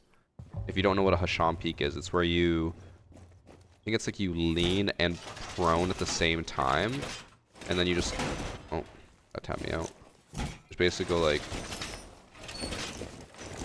I don't even know how to do it. You have to like do it in a specific order, but you can like just keep prone spamming, and then you can see them, but they can't see you. That is not realistic at all.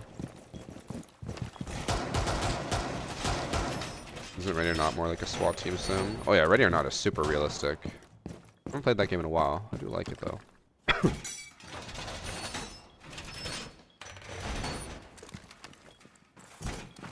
Oh, the last two reinforcements were for the main wall.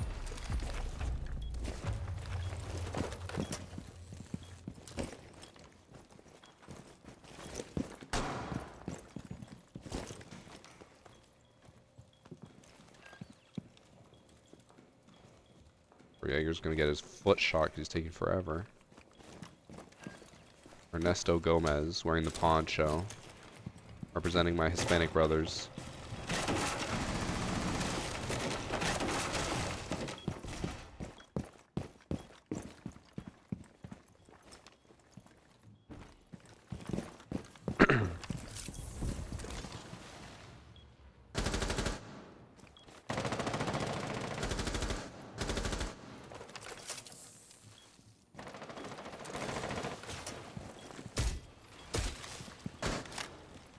I don't know if that's gonna get it. We'll find out. Oh, they shot it as we unfroze it. If I unfroze it a second sooner, it would have been fine.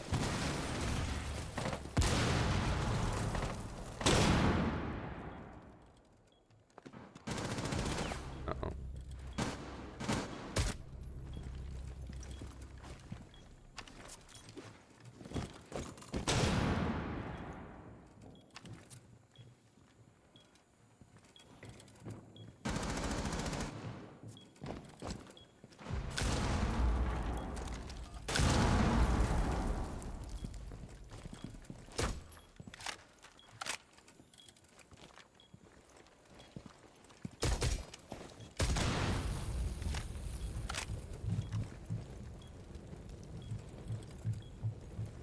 Who else agrees with me that if I throw an ice canister on that fire, it should put out the fire? Wouldn't that be such a cool interaction? It's just like frozen, and then no more fire. Ah! He's still on the stairs. I thought they killed the guy on the stairs. Oh. I still can't talk in game. Why is my voice chat disabled?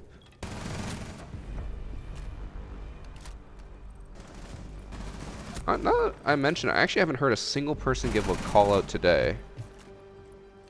Is voice chat down? Does anyone know? I can't talk in game. My voice chat stuff is all fine.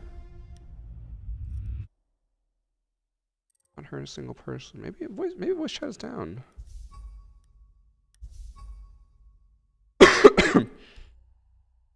Reboot. I could try rebooting. Not that I ever give calls, but it's just knowing that the rare time I do want to give a call, it doesn't work.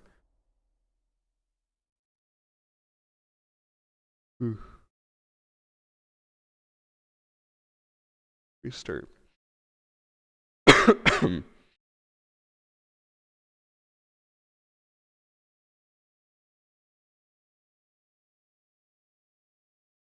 You think Tiburon will ever get actual skins in the future?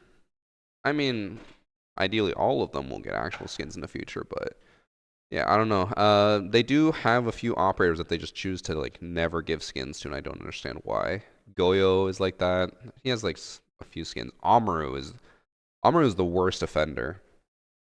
I don't think they've come out with a single skin for Amuro that is actual, like, skin and not just a recolor. Clash at least has that one headgear that gives her like a mohawk.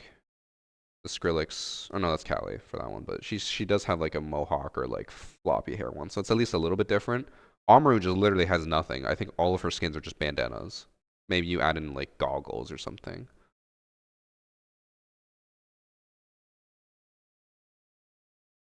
Amaru's mummy skin, I have to go look at it. I don't remember all of her skins.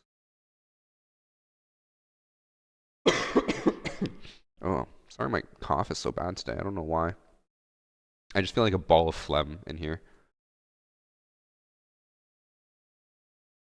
Wait. We have Angry Scotsman in chat, and he wasn't here earlier being angry about an American trying to claim that US made whiskey. You're not that angry of a Scotsman, I must say. What would you say? I think an operator that has a drone that can shoot a tracking dart at enemies would be cool. I mean, that was a suggestion people made for Jackal, was that he can scan from his drone, so it'd be kind of similar to that. Alright, do I have voice chat? It actually had a disconnect symbol. I think voice chat servers are down.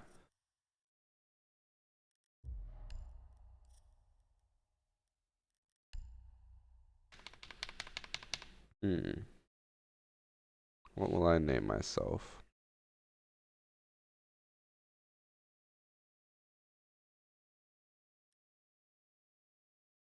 Oh, I can't do any more letters. Wait.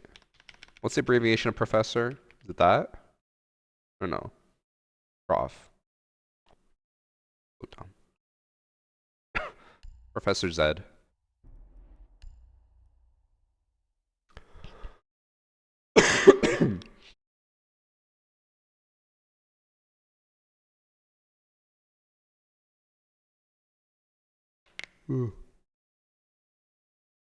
Bacon and Cece, good name.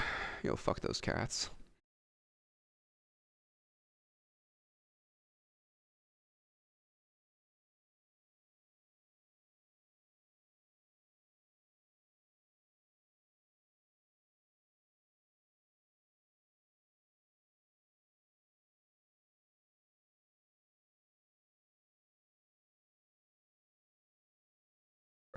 Sorry, I was reading something Rob sent. Is Zed like the League of Legends champion? I didn't even know there was a League of Legends champion called Zed. Yeah, like Amra. Sorry, I forgot. Headgears. This is just a recolor. Recolor with face paint. Like, this is her most unique skin, and all they did was add a cowboy hat. Like, this is so bad.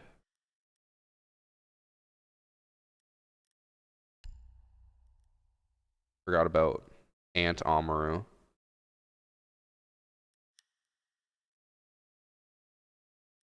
Like, Amaru is the biggest offender for having terrible skins. Goyo at least has the Muppets. So silly. I feel like Tuber must have at least something, right? Nope. Literally nothing. Oh, yeah, he's also bad. But he's way newer. Amaru's been out for 6 years.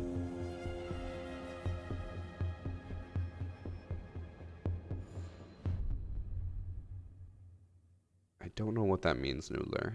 I can't tell if you're saying that in Spanish, and that's a Spanish meme I don't know, or if that's in English, and that's another, it's just an English meme I don't know. Diane? Diana?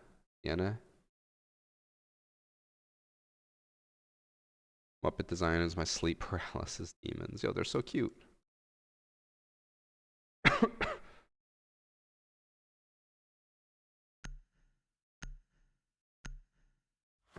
He's the hardest skin. Amaru? Bro, no. People say that, they're like, oh, well, it's hard to come up with skins for operators like this. Bro, it's so easy. Literally just give them any skin that's going to another operator and just give it to Amaru instead. It doesn't have to make sense. Like, Valkyrie has a skin that makes her look cel-shaded. Give that to Amaru. Or, like, I don't know, Pulse. Oh, actually, Pulse is pretty bad. But yeah, yeah, at least has one that gives him a blindfold, so it looks like he's blind. Like, that's something. Armor is literally just a cowboy hat, and that's it.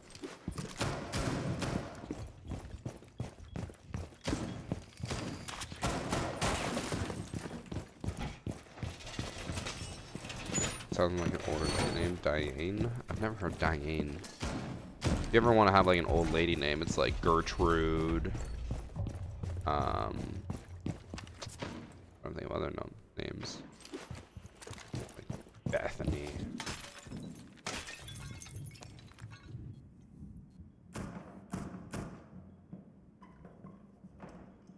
When do you think a Renelia will come out? It usually comes out like at SI.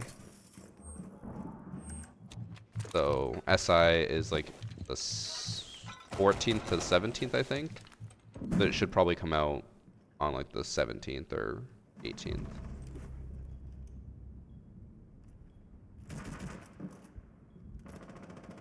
It's Diane. That's not how you spell it, though. I guess it'd probably be 2 N's. 1 N is not a name.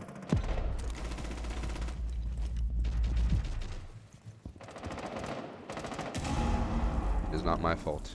He misspells it. Alright, no one's coming this way, so I might as well. Uh-oh.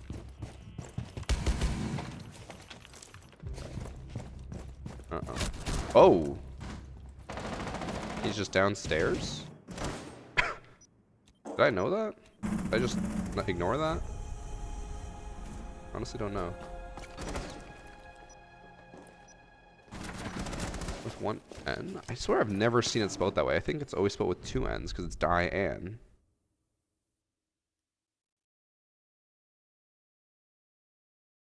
Oh, apparently both ways are fine. I've never seen it with 1 N.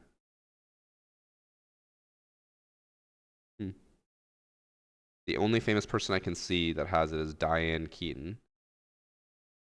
I just love Dex, bro. I've seen it that way. Thanks for 6 months, Dark Rayans.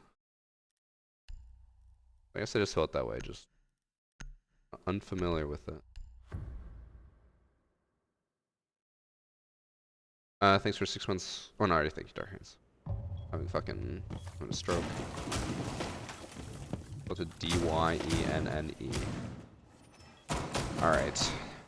White people in chat, can we have a conversation? First off, what the fuck, guys?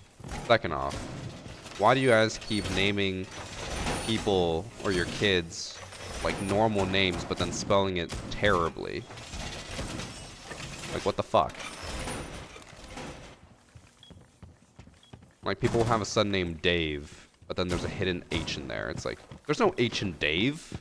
Dave is Dave. Like, well, I want it to be unique. Motherfucker. Stop.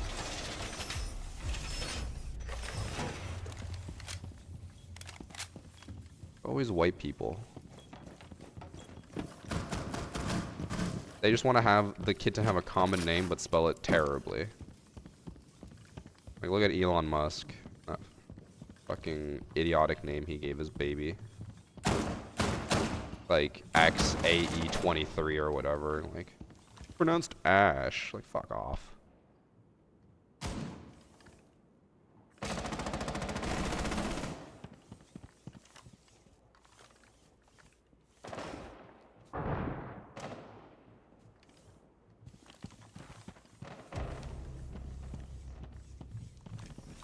Kill him.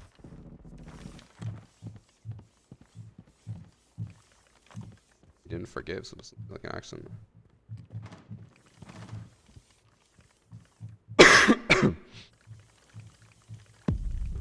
Artifact, what the fuck are you saying?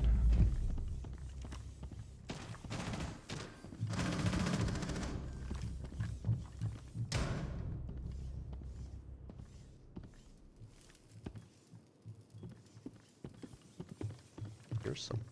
They're not there.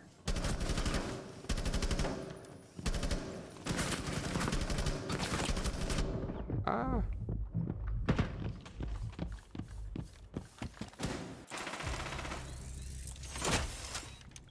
seen.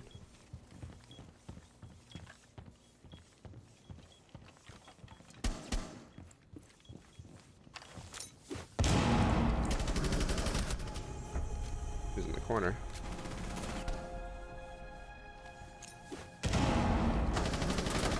Yeah, if I have to see one more like girl named Ashley, but it's spelled like AXASHLEIGH, I'm like, fuck, I'm gonna lose it. Goddamn white people. Cut it out.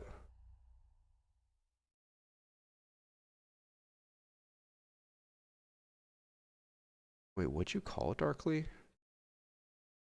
Hackaday? What does that mean?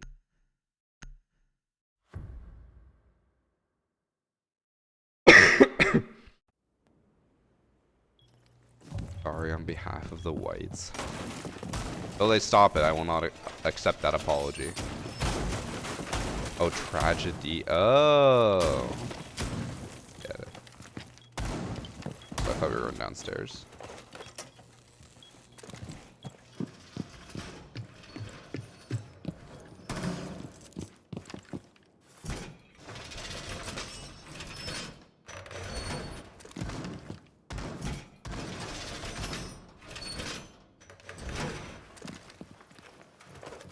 We're worse with names than whites. My cousin's name is Chavez. No, white people are definitely worse.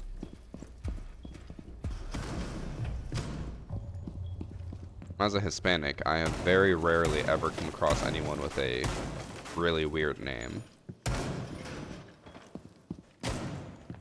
I know a lot of Hispanic people. It's actually usually the most like traditional names ever.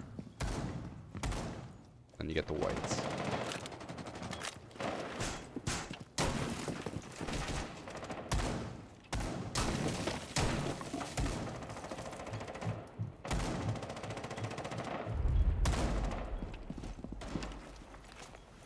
Abandoned this. Oh. Sorry, Mira.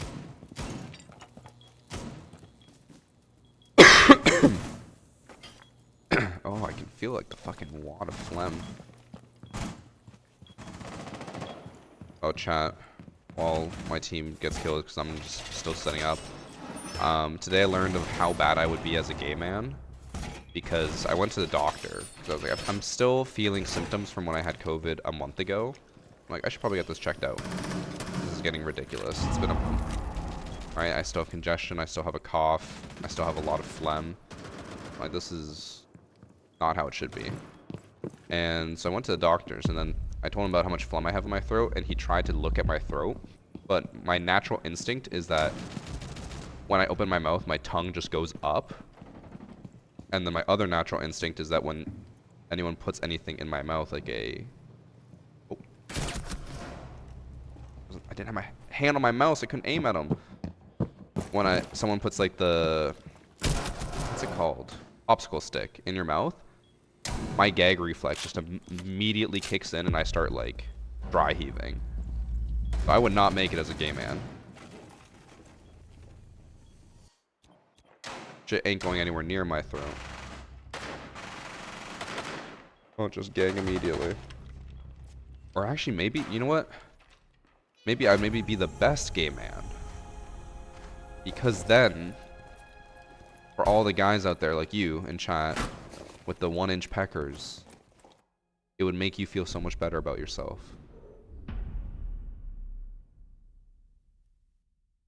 I've cracked the code.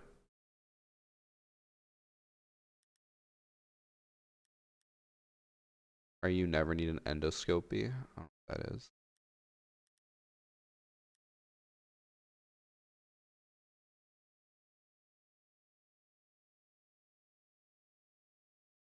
All smoky.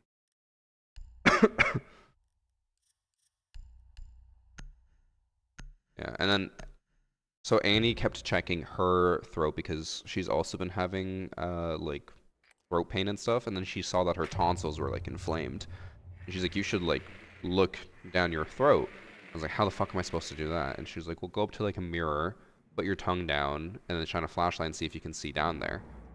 And I'm like, I go to a mirror and I'm like trying so hard, and my tongue is up the entire time. And then she was like, okay, I'll try as well. Like she tried to help me. So she like moves my chin up and she's like, just put your tongue down. And I'm like, how the fuck do you put your tongue down?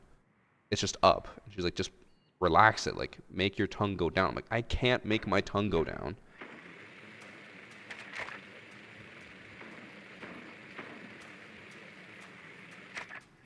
The tube down your throat into your stomach with a camera on the end. There's no way they would do that while you're awake. Unless it's like a very skinny tube. I would 100% have to be put to sleep for that though.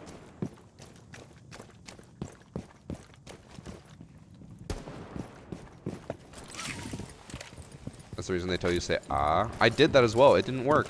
I was going ah and my tongue was still up.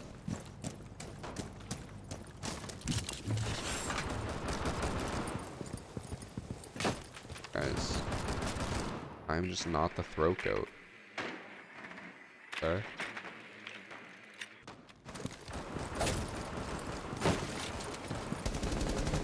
Oh no.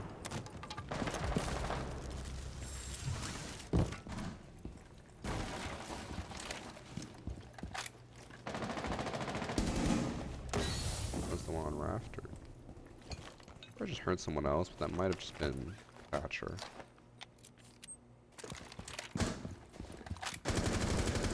Oh, I definitely heard someone over there.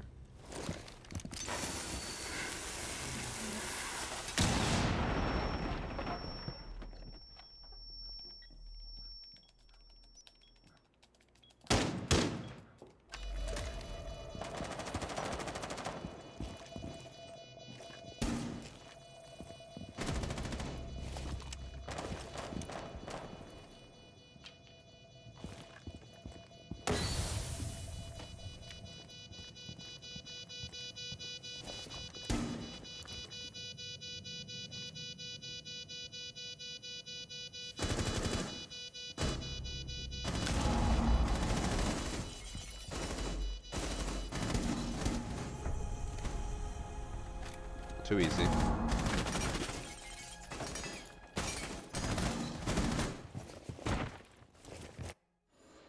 You should do. Keep you awake. Ugh. No, I definitely need to be put under for that. How do I go to the dentist? So, one of my worst experiences recently was when I had to get a mouth guard. And they give you like that, basically a mouth guard filled with like a spray, and then they push it onto your teeth and you have to keep it there and let it sit for like 2 minutes. I was like, I could not control myself. I don't know how people do it. I don't have the willpower to prevent it, but like it was just on my teeth. And after like 2 minutes, I started dry heaving so hard, and like I could feel shit coming up. It's awful.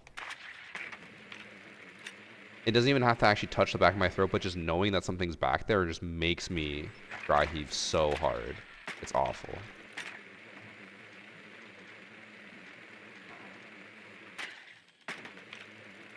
Said mouth guard in the most Canadian way possible.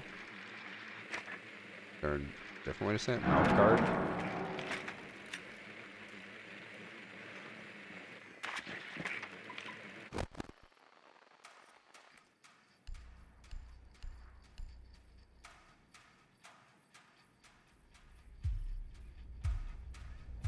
Notes my dentist starts to not do any fluoride treatments or anything like that with the trays because I puke. Yeah, the trays are awful. The fluoride like liquid I could do, but the trays, I remember back in the day when I was a kid, I would just find it so hard to keep it in my mouth.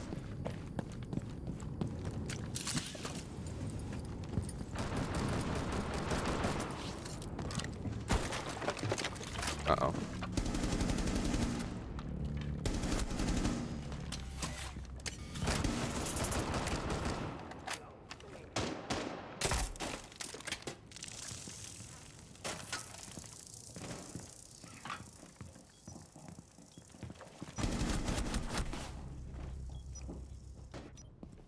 Walked right through the bees.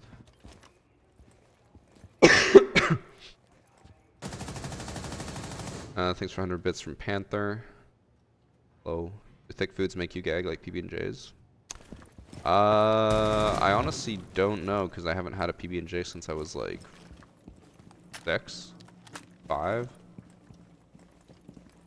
Thank you again, Panther. Why Siege suddenly start connecting me to servers where everyone has 100+ ping for no reason? That usually happens when servers have issues. It'll usually push like a whole NA lobby to South America, and then everyone just has like 200 ping. I think yesterday it happened where I was the only one in the lobby with like 29 ping, and they said everyone else had like 100+.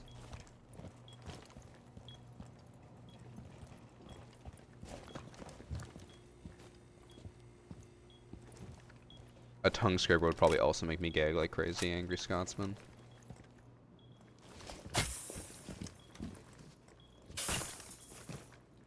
Oh, Dahlia, that sounds fucking awful.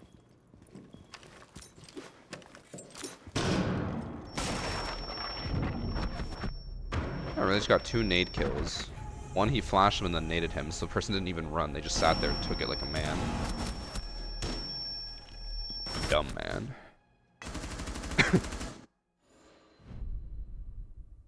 It gets better. It does not. I can tell you for a fact my gag reflex has either stayed the same or gotten worse over time. It does not get better.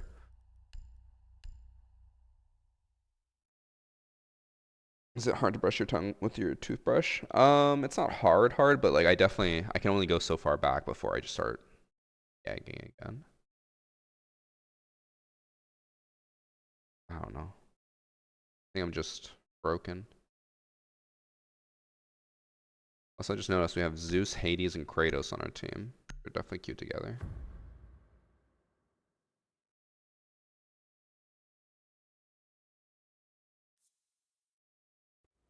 I can definitely remember times where I've brushed my tongue and I've gagged. It definitely, like, it depends on how far back I go, I guess.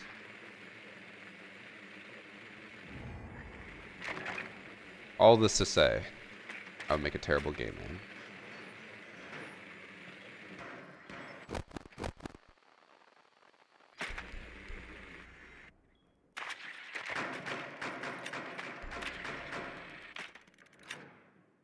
So, let's see what time we're playing. I don't know how many of you guys would care about a Marvel Rivals stream today, but I might do a second stream today.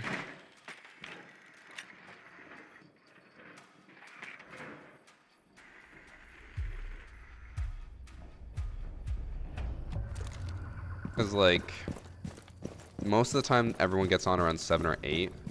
I don't want to stream until, like, 5, end stream, go eat dinner, and then have to start a new stream. So I might end even earlier so I have more time to do stuff, and then maybe second stream later. Let someone get off cameras. I think it was downstairs.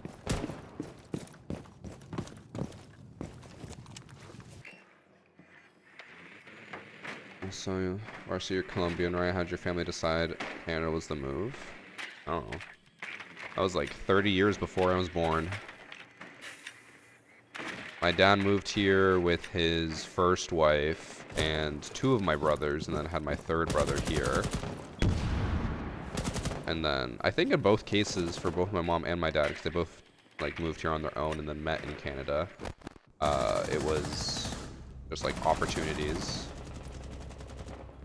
Back in South America, there aren't many job opportunities, so go to Canada, get paid more.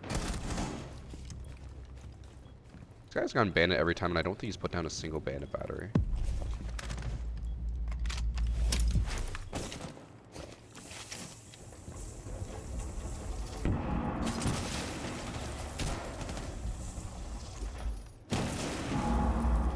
I'm probably getting negative reputation for that.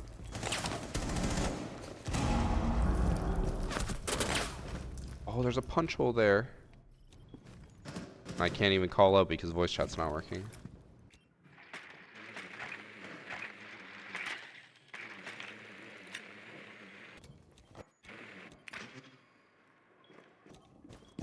Oh. Buck has ignored my text message, but that's okay. They had moved anyways.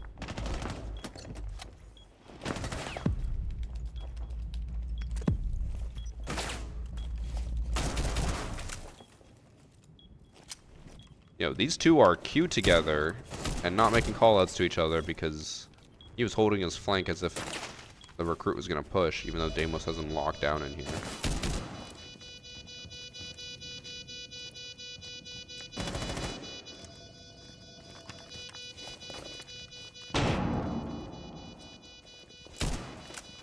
Back him again.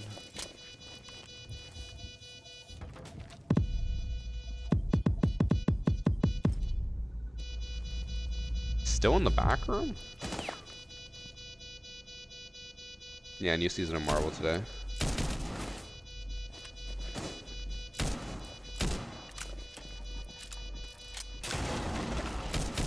Ben says that he's gonna hog Mr. Fantastic all day and not let me play him today, so maybe I'll just play Sue Storm. The issue in our stack is that everyone fights for healer. We have a group chat of 10 people, and 5 of them want to heal. So then I'm just like forced on DPS. Sucks. Or it doesn't suck, but it's just very limiting. I would go throne. Huh? Throne? Everybody know? No? No. Initiate.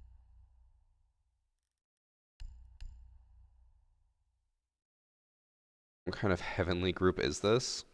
Okay. I'm not saying anything. I'm not confirming stereotypes or anything. But it is a group of half female gamers. And everyone who auto-locks heals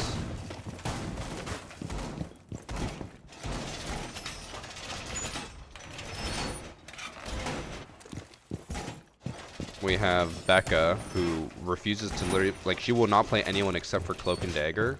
That's literally the only character she can play. And then, we haven't played with Hannah much, but she usually was a healer, man. She only would ever heal. Danielle straight up told us, I'm only playing support and nothing else. And if you guys don't have a support role, I'm leaving. That's the third one. Amy always heals now as well, but I think she can play Psylocke. She just heals because it's easier. I don't know. And then, who else? Majin was the only guy, I think, that was just like, oh, I'm a support mate. But now he does whatever. He just usually heals for us.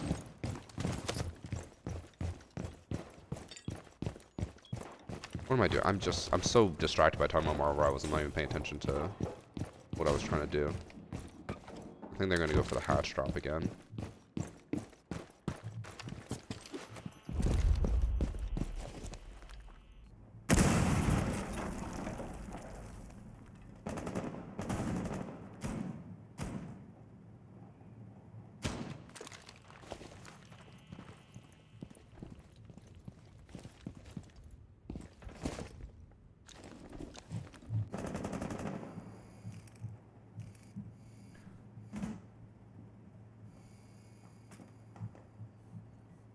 I always play flex and 9 and 10 times as healer or tank with my group.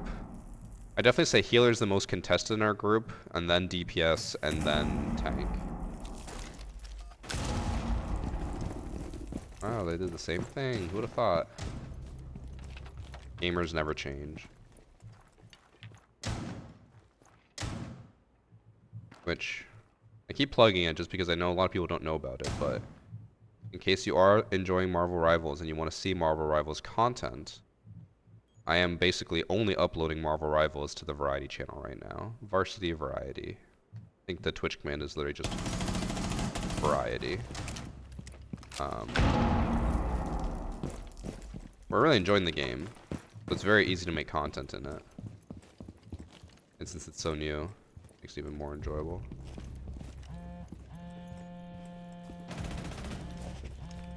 Yeah. I'm uploading like every few days to that channel as well. I think on average, or the longest break I've taken uploading between videos from our rivals was 6 days. Normally it's like every 3 or 4 days.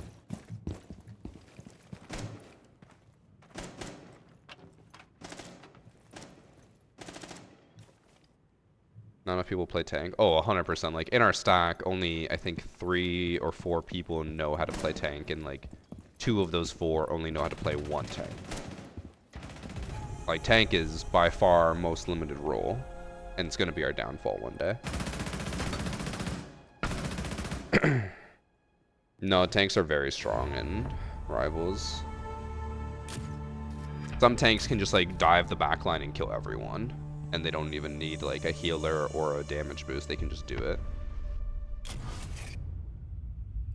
Especially like Venom, who has like the most mobility out of any tank in the game, because he can just like web swing basically across the map.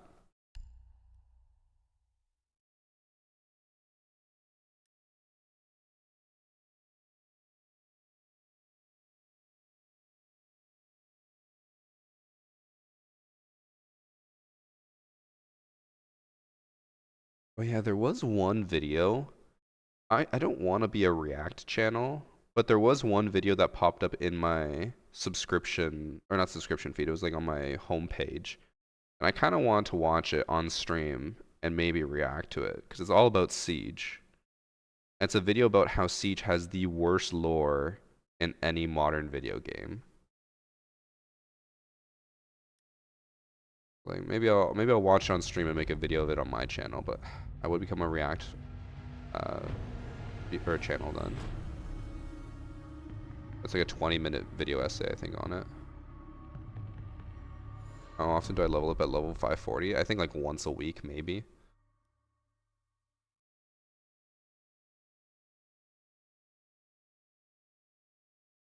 One time React isn't crazy.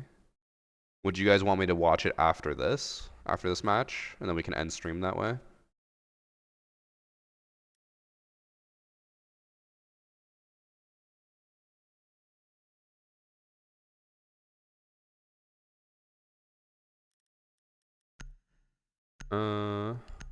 Like, oh wait, we're on border. Fuck. Okay, after this match we'll watch it. I'll have to end the TikTok stream because TikTok hates if you don't stream an actual game for 5 seconds. I'll stream it on YouTube as well. And yes, surprisingly, Siege does have lore.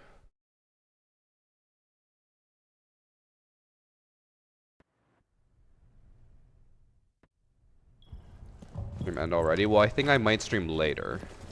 I messaged the group to see who's on for Marvel Rivals, and everyone's on at scattered times, but most people seem to be on in the evening. And I want to play ranked, so I might stream a second time today just for Marvel Rivals. But we'll see, we'll see.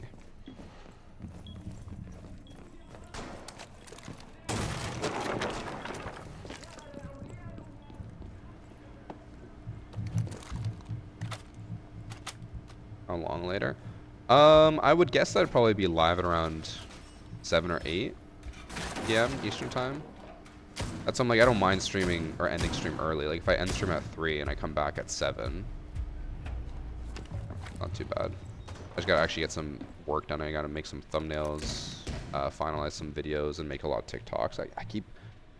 I don't know if I've just been lazy, or maybe it's just because Tarkov has been distracting me so much. I just haven't been getting work done. I keep like leaving it till last minute, which is not good, but I still get it done at least.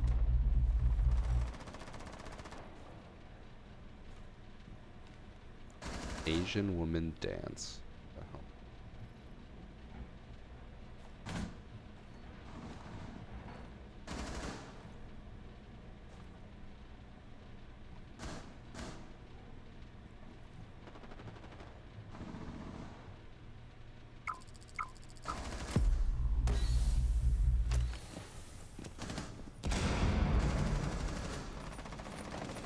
Going for default plant, aren't they?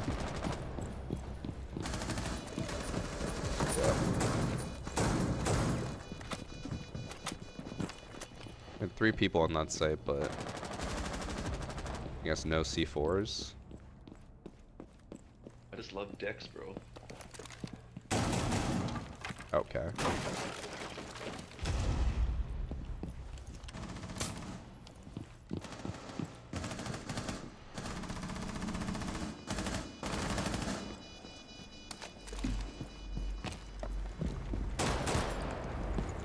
Other one. Oh, the other one was inside? Oh no, they were downstairs.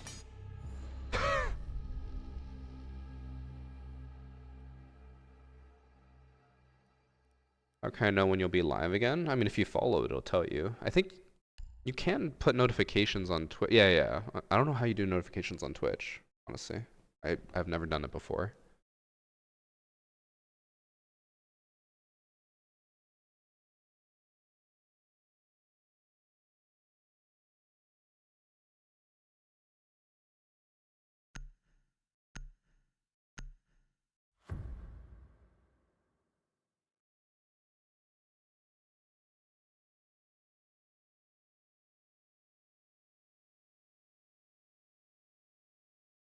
Turn them on. Yeah, honestly, I don't know how it works.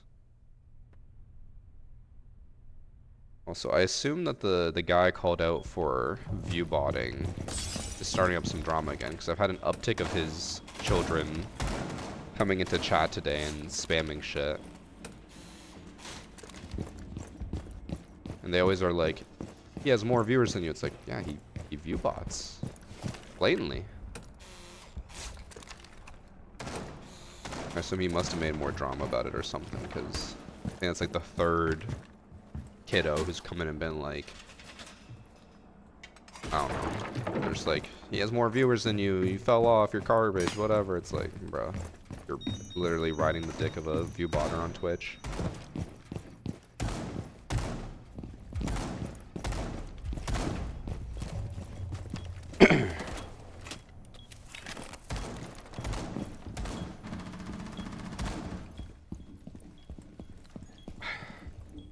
I think I'm brain rotted because I read this as ruthless strap on. Are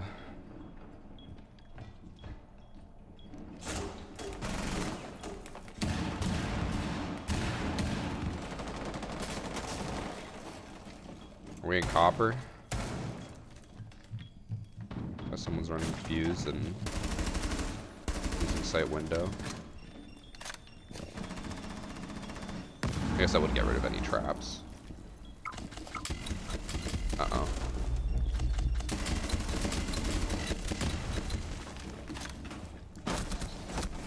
Can't really do the Ying spam anymore, given that it has a cooldown, or not cooldown. I don't know how you describe it. Oh, Thunderbird's AFK. Oh, no. Thunderbird?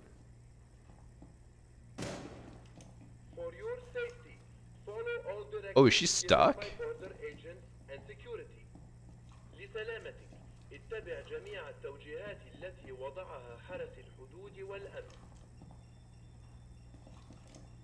think she's stuck. Oh, no. Never mind. She's back.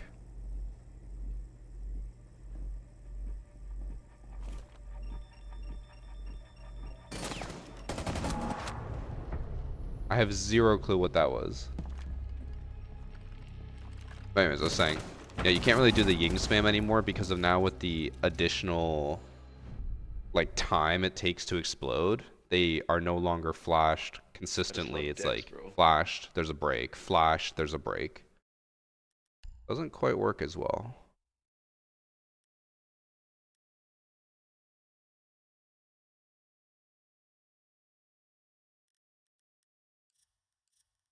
I don't know what I want to do. I'm having difficulty looking at operators and being like, I want to play them. I feel like I've played them all, you know?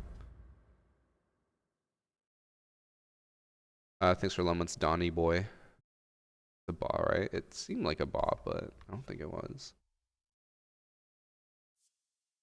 People thought yesterday when I talked about, I posted a tweet about how there's a huge uptick in people with like clean names playing Siege at low levels, and they're like, oh, like Ubisoft's testing bots in Rainbow Six Siege. Like, no, I'm not saying that. I'm saying people are buying accounts like crazy with clean names, which was always an issue, but it was never this bad. Now, like, every day I come across at least one account that is, I don't know, their name will be like just Bob, B-O-B, nothing else. And they are obviously like a champ on an alt account. Like, everyone's just buying up these names.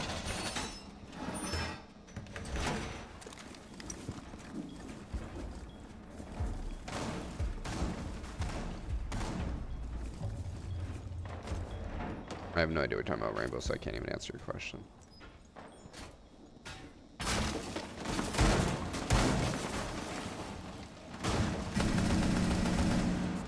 Didn't really, open this too much. I have my bulletproof. Alright, guys, let's put it down here.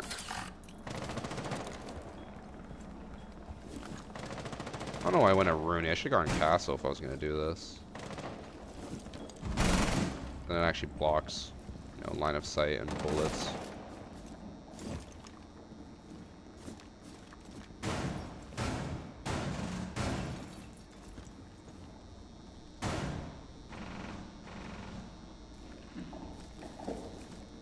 Some people got mad, called you dumb for talking about the low-level accounts. I'm sure that's one of the people I was talking about. They thought I was... I don't know. People didn't understand what I was saying. People thought I was talking about, like, bot accounts or, like, VOD accounts, not purchased accounts. Like, no, my whole point is just that all these, like, champs are now buying these accounts just to play on, even though... I don't know, I don't get the point.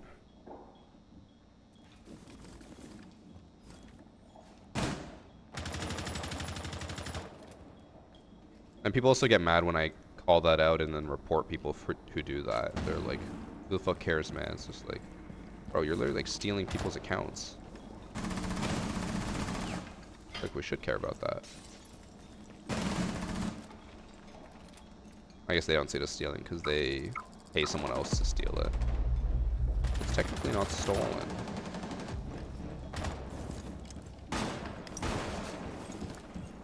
Right here, sprinting. Are they up here?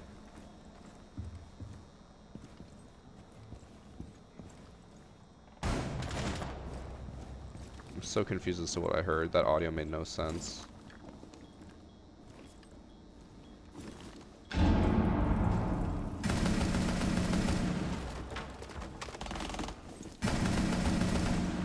Did they jump in?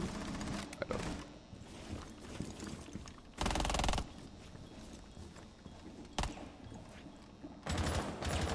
Bro, can they do something? I either want them to kill me or jump in, because this is getting boring.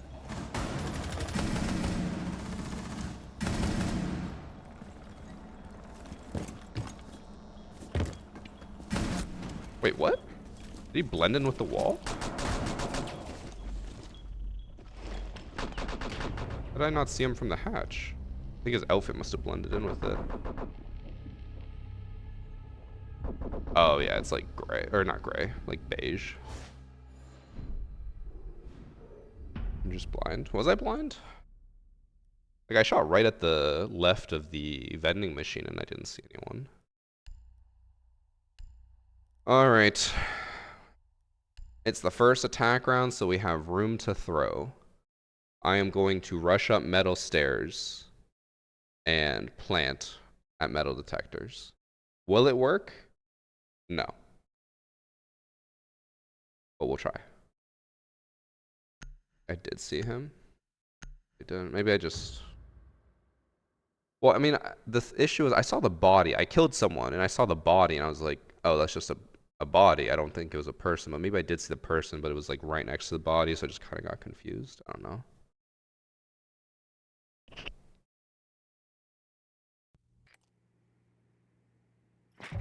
Go buy stolen car off Facebook Marketplace and try and say to police that just because you bought it, it's not stolen. That isn't gonna work. Yeah, but then they use the argument, they're like, well, it's just an account. Who cares? I'm like, it's still someone's account that you stole. You'd be like saying, well, who cares? It's just someone's like 50-year-old TV. It's like, well, it doesn't matter how old it is. It's still stolen. Alright. I'm trying to think of the best way for me to die here, because I'm gonna die. I don't think I'm gonna survive this.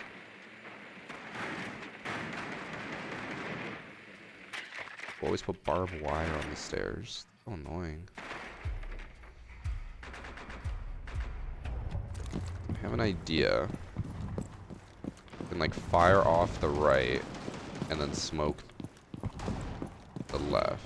Do I need to save my fires?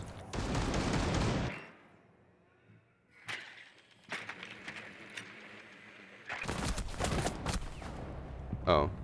Bro, none of my team has left spawn? I saw the camera on. I was like, he's probably gonna run out, but I have my entire team over here. They're still in spawn. My one teammate's AFK. My other teammate only just left 30 seconds in. I know it's standard, but god damn. What is he doing? Is this the same person as earlier? No, that was Tom Clancy. So weird. They keep going AFK and just like not doing anything. The guy who was AFK, this Yana, also has a 2 KD. Let's see why.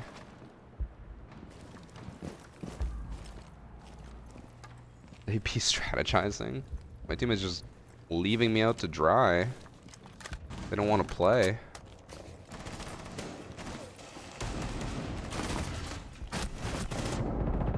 Just stared at the castle for like 30 seconds.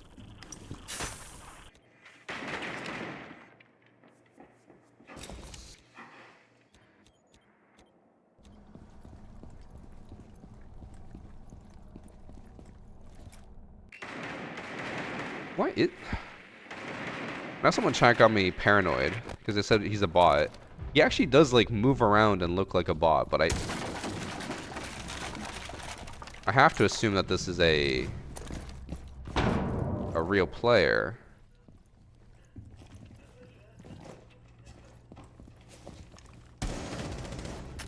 Is it?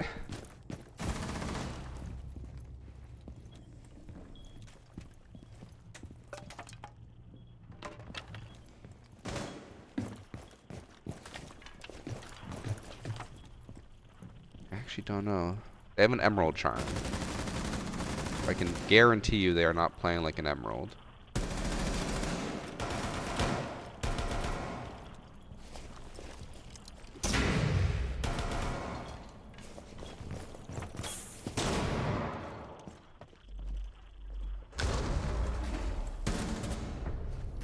What am I watching?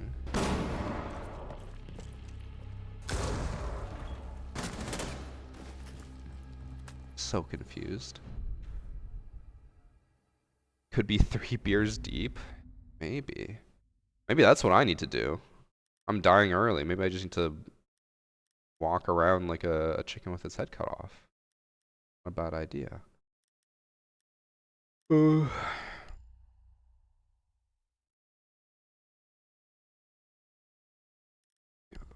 Rush, I don't know.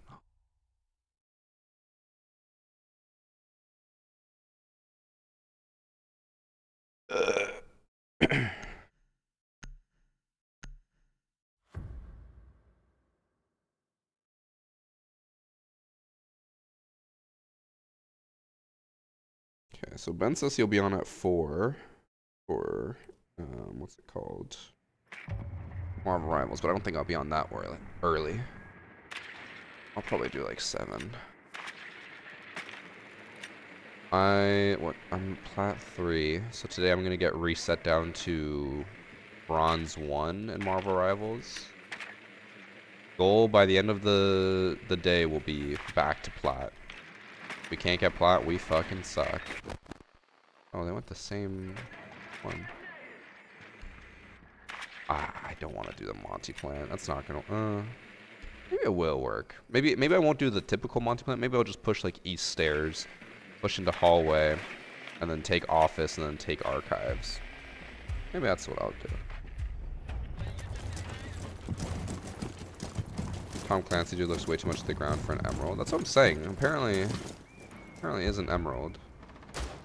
He must be from console, because it says the highest rank he's ever achieved is plat, and yet he has an emerald charm.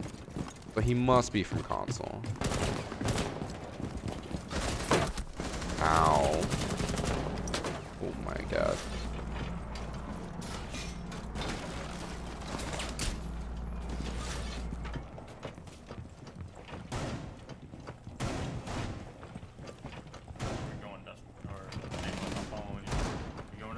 That's the first time I've heard someone use voice chat today. Apparently voice chat does work. Also, absolutely every single one of my teammates left me. I thought we were going for a east side push, and then all 4 of them went west side. Oh no, they're back. Oh my god.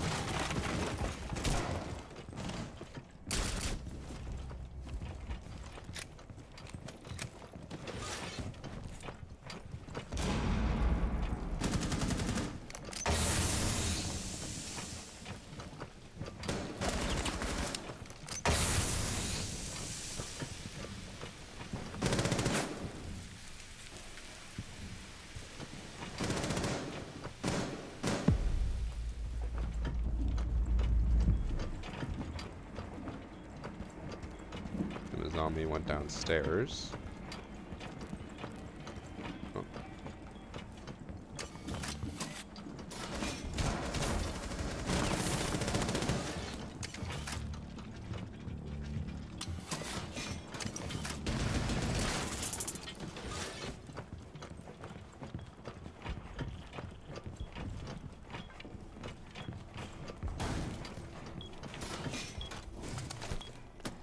Oh, that is open.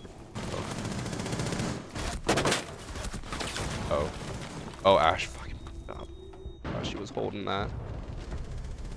I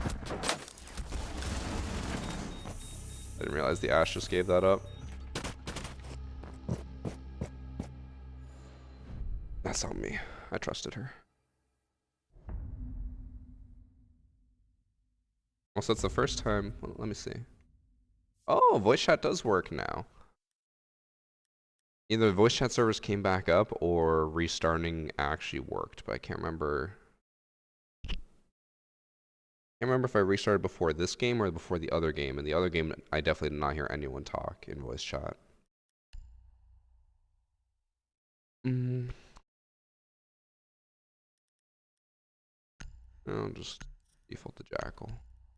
I don't know why. Today I'm feeling very uninspired about all the operators.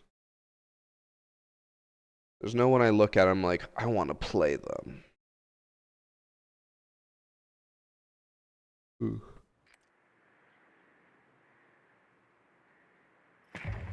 Trusting Brandon's very smart. Well, they always seem to be coordinating, and then I turn around and they're just all gone, and I'm like, you guys just fucking left me.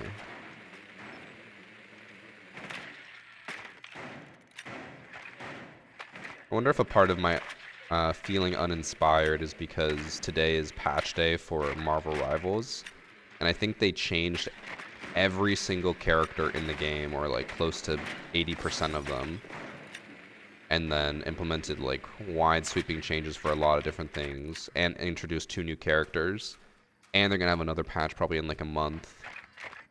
And then Siege, we get 1 patch every 3 months, and it's usually 1 rework or new operator, and then no balancing. Just sad.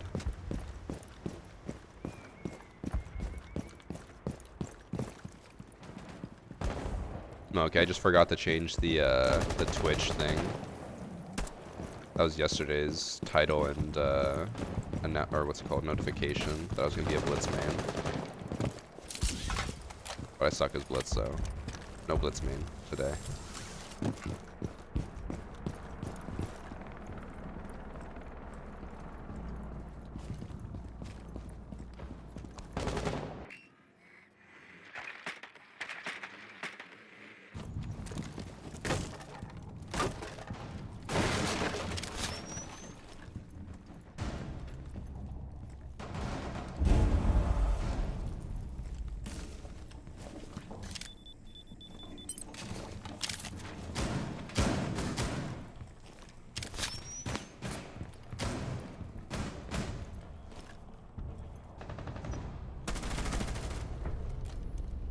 Wait. I just headshotted 2 people.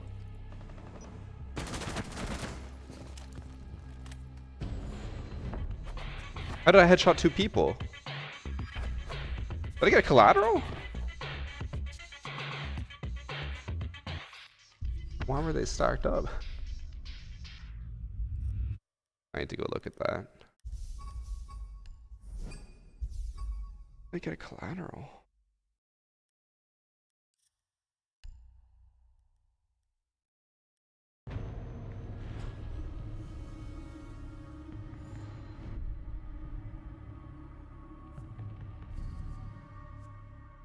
I don't know why the Legion would like stay still in that corner, and then whoever else was up there apparently just like ran across in front of them, I guess, because I got both of them. Okay. God, I didn't cheat, I swear. Okay, let's see. So Castle and Legion are both up here, just stacked on top of each other for some reason. And then when I wait for the ping, Castle runs across as I headshot Legion, and I get both of them. Damn. That is some timing and a half. I'll take it.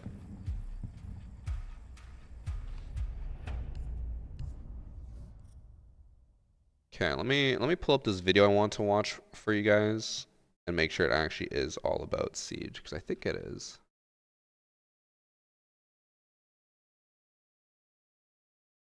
It is, okay.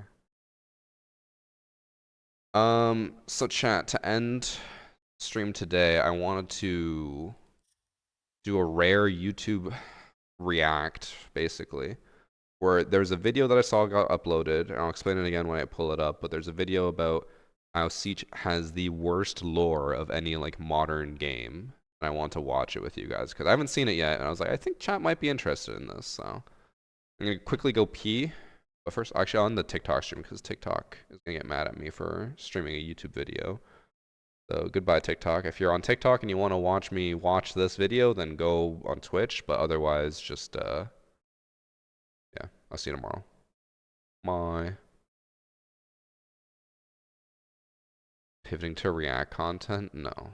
This is just a one-time thing. This video is also old. It's 9 months old. So I'll watch it and then yeah. I'll be back.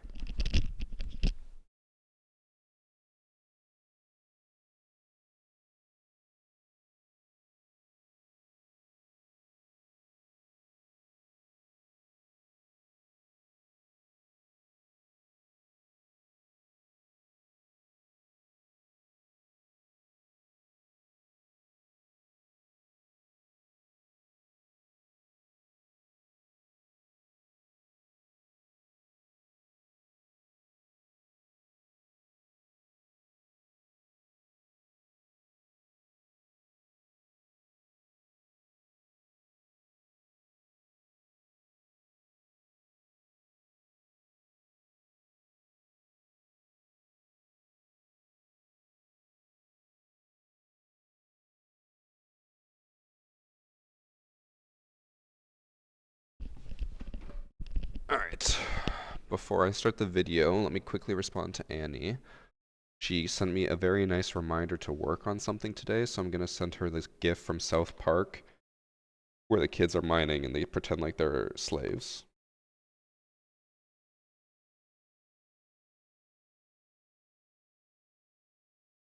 Okay. No, Tinley, we cannot. Days never finished. Master's got me working. What's this? No, just whenever Annie messages me asking me to do something, I respond usually with that. Days never finished.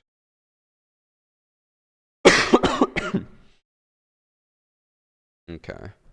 Make sure this goes through. Lord. Yeah, you guys can hear that.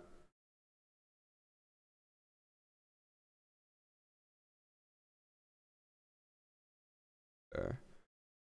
So to end stream, we're gonna watch this video, and I'll pause and talk about it as we watch through. But this is a video called "The Worst Lore in Modern Gaming" by Lufa, or Luffa, and it is a 9-month-old video that I only just stumbled across that apparently just talks about how Siege is the worst lore like ever made, or has the worst lore ever made. If you want to go look it up, the channel Luffa, Lufa. Not really showing up on screen. Worst lore in modern gaming. Let's see.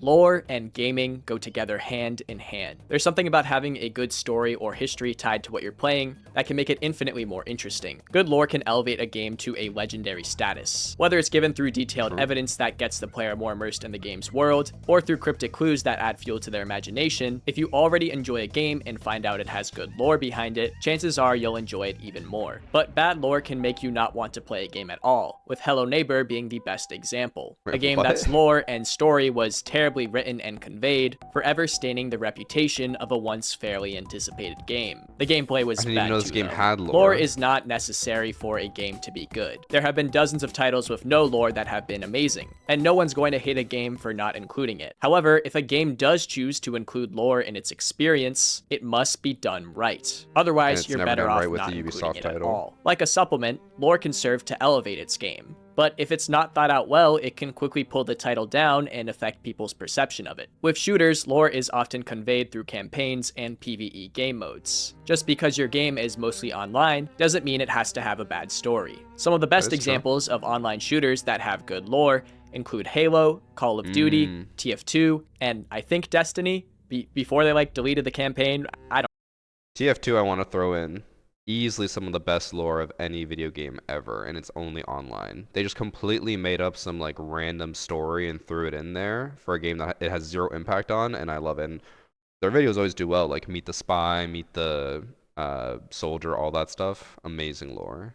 10 out of 10. I don't know. I don't think I'm qualified to speak on that game. But what I am qualified to speak on is Rainbow Six Siege, and the complete nosedive its story took many years ago. Some games have lore that's so good they are renowned for it. Rainbow Six Siege is not one of those games. Very true. If you were to ask the average Siege player what was happening in the game's story right now, they'd probably say that zombies are besieging Ba Sing Se or something. Most players are too distracted with the amazing gameplay to care about the game's current story. And I don't blame them. I love this game. I play I want to throw in, he said, amazing gameplay. more than I use my phone. What is my rank? Let's just say it rhymes with Whopper T. Most players are too distracted with Siege's gameplay to care about its story. But if they were to take a peek into the lore that the Rainbow writers have created, they would find out that they have been missing out on some of the most dumb and convoluted writing I have ever seen. This stuff is worse than my aim. To understand the start of Rainbow Six Siege's lore, it's helpful to know about the overall franchise's history. The first Rainbow Six title came out in 1998 based on the novel written by Tom Clancy. Tom Clancy was an author known for his technically detailed and suspenseful military books, and the first Rainbow game was made to coincide release with its book, with Rainbow's novel in the game being released during the same month. I also just want to quickly throw in here while he talks about that lore. It's also important to know, I'm sure he'll maybe mention this, that Rainbow Six Siege was originally supposed to be a campaign-only video game called Rainbow Six Patriots that was supposed to have a very deep story about how terrorists were terrorizing the US and how the Rainbow Six Patriots were supposed to stop them. The fact that it went from that game to what we have now, and lore has just, obviously gone downhill. Not great. Not a great look. So from the start, serious and tactical themes were written into this franchise's DNA, and for a while the game stayed that way, with each sequel that came out maintaining the gritty atmosphere the original had established. Themes of secrecy, high stakes, and advanced tactics were stapled to the games. And when Rainbow Six Siege was announced, it seemed bent on maintaining that identity, with its trailer impressing fans with what looked like to be another modern and realistic take on the FPS genre. And for a while, that was what we got. However, it didn't stay that way. When I first loaded up Rainbow onto my Xbox, I was already hyped. I had heard about the game's serious reputation. I knew that the characters all wore subtle and practical uniforms. The energy of the game, both online and off, was said to be nerve-wracking, and the opening cinematic confirmed my assumptions with a grave message. Aurelia Arnott, a United States official, was addressing the game's threat. A group by the name of the White Masks had started to release dangerous gas in public places. And the reason why she no longer is in the game is because they couldn't afford her. So that's why they changed to Harry. She originally was supposed to stay on for all of the lore, I think, but then they were like, we can't afford her budget. So then they just scrapped her. Ron and Harry.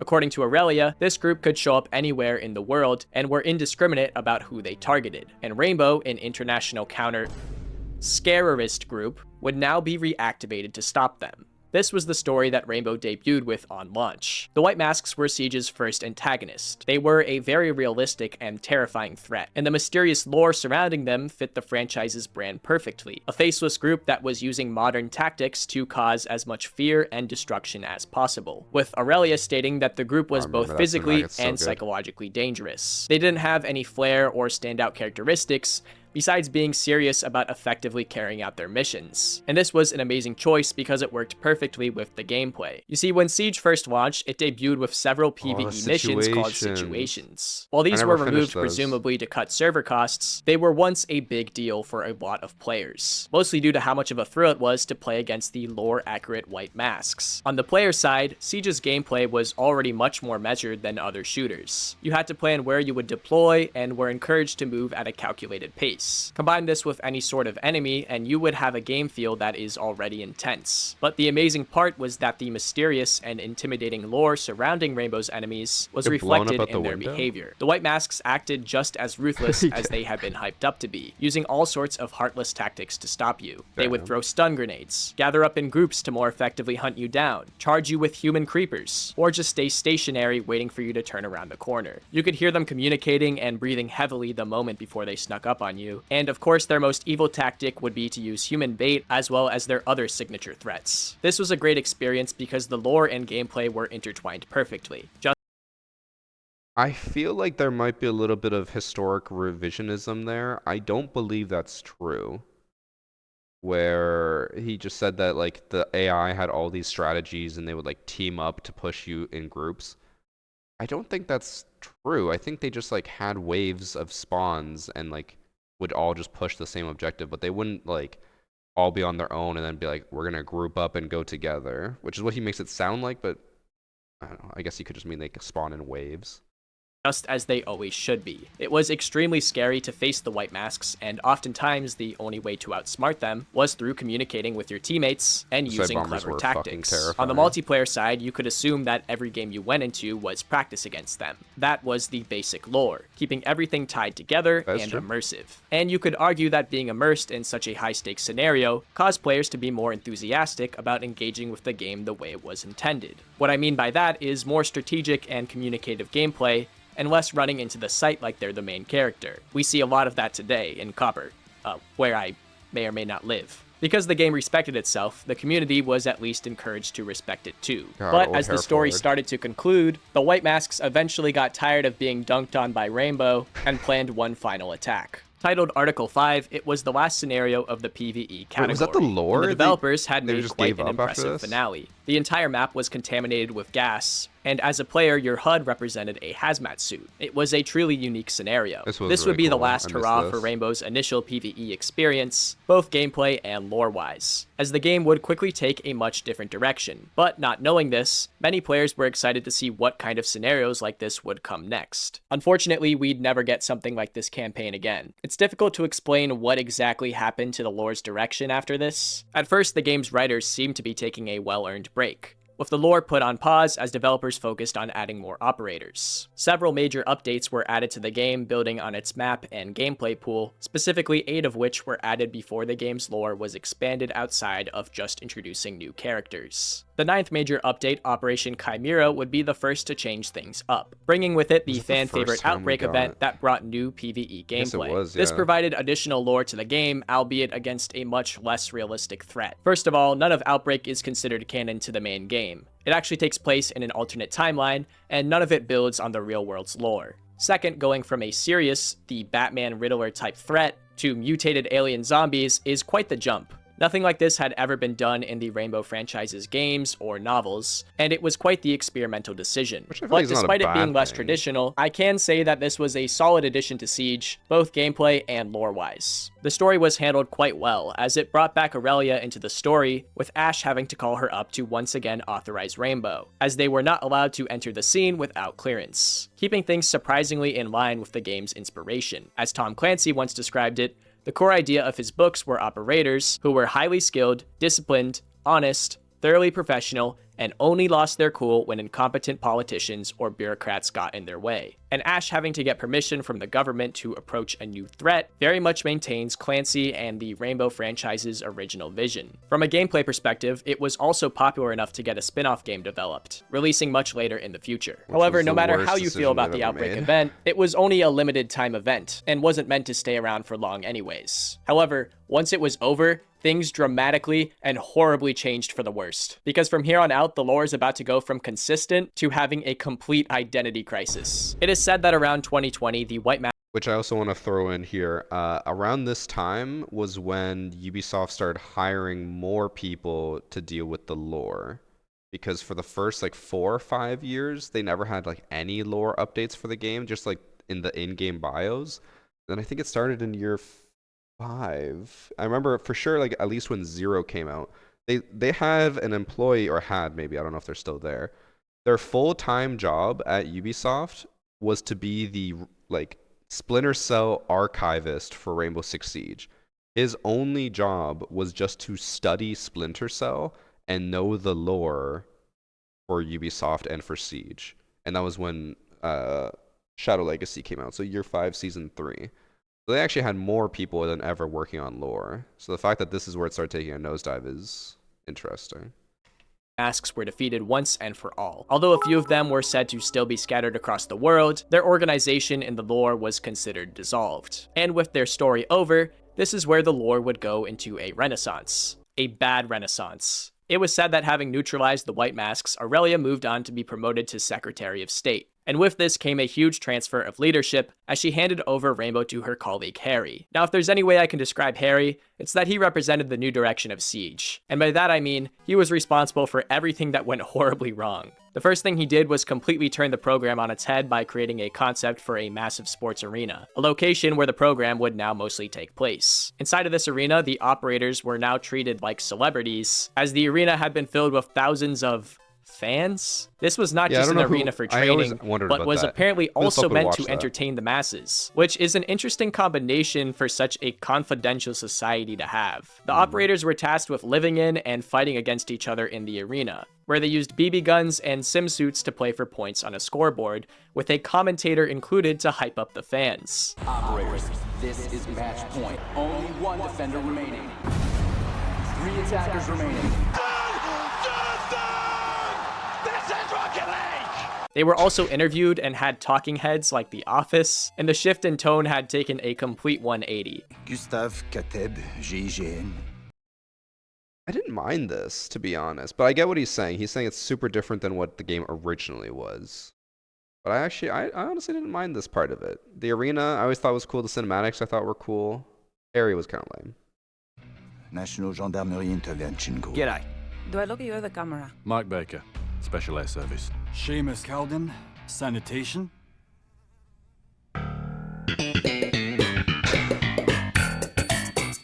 So why would Rainbow, a covert organization that uses cutting-edge technology and secret national techniques, do this? Why would they go from focusing on a realistic threat to playing Airsoft Olympics? There is not a good explanation. It was bad writing done to cash in on esports. Here is the reasoning for the dramatic shift according to the lore. Harry had moved Rainbow to this stadium, one so that Rainbow could train for a wider range of real-world scenarios.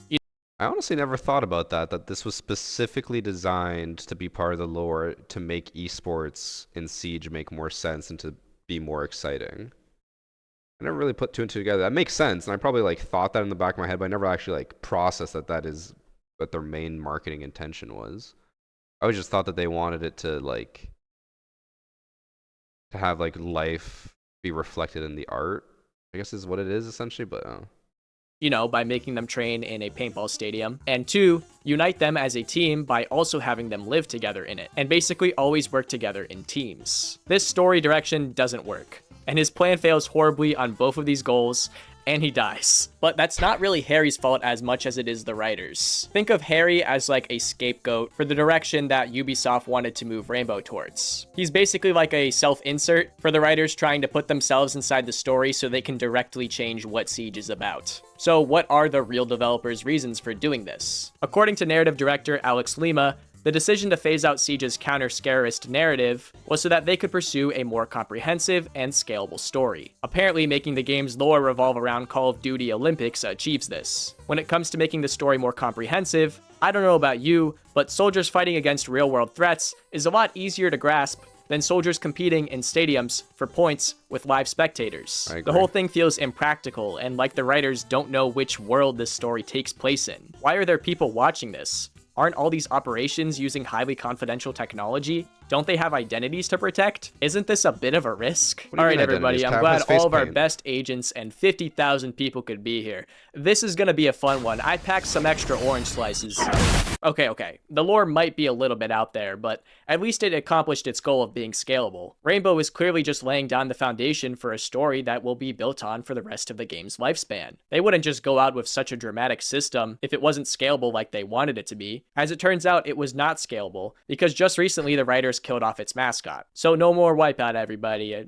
Sorry. How did this happen? I didn't even think How about did that. we lose the Steve Jobs of gaming? Well, I'm happy to say it's a hilariously convoluted series of events. I'm talking Marvel Civil War levels of buildup, because the guy who did this is exactly like Baron Zemo. After starting their new program, Harry decided to hire Nighthaven, a similar organization to Rainbow, except for the fact that it uses more ruthless and risky tactics. Nighthaven and Rainbow actually have a lot of inherent conflicting worldviews. They do not like each other, and they do not do things the same. It's basically a ripoff of Talon from Overwatch. During their first tournament, because Rainbow does annual tournaments now, Ash, the leader of Rainbow, and Callie, the leader of Nighthaven, get put on the same team by Harry, because he knows that they don't like each other, so this should help. What a great idea, Harry. I hope this doesn't cause a butterfly effect that ironically leads to your own end. During a particularly critical round, Callie decides to use Ash and Dokkaebi as bait to secure the W. She also skids a shot through Ash's face, which is kind of concerning because why isn't Ash wearing a helmet if the supposed BB bullets can do this? What if someone accidentally hits a headshot on her? That seems like an incredible health and safety risk. After that kerfuffle, Ash is upset because of what Callie did,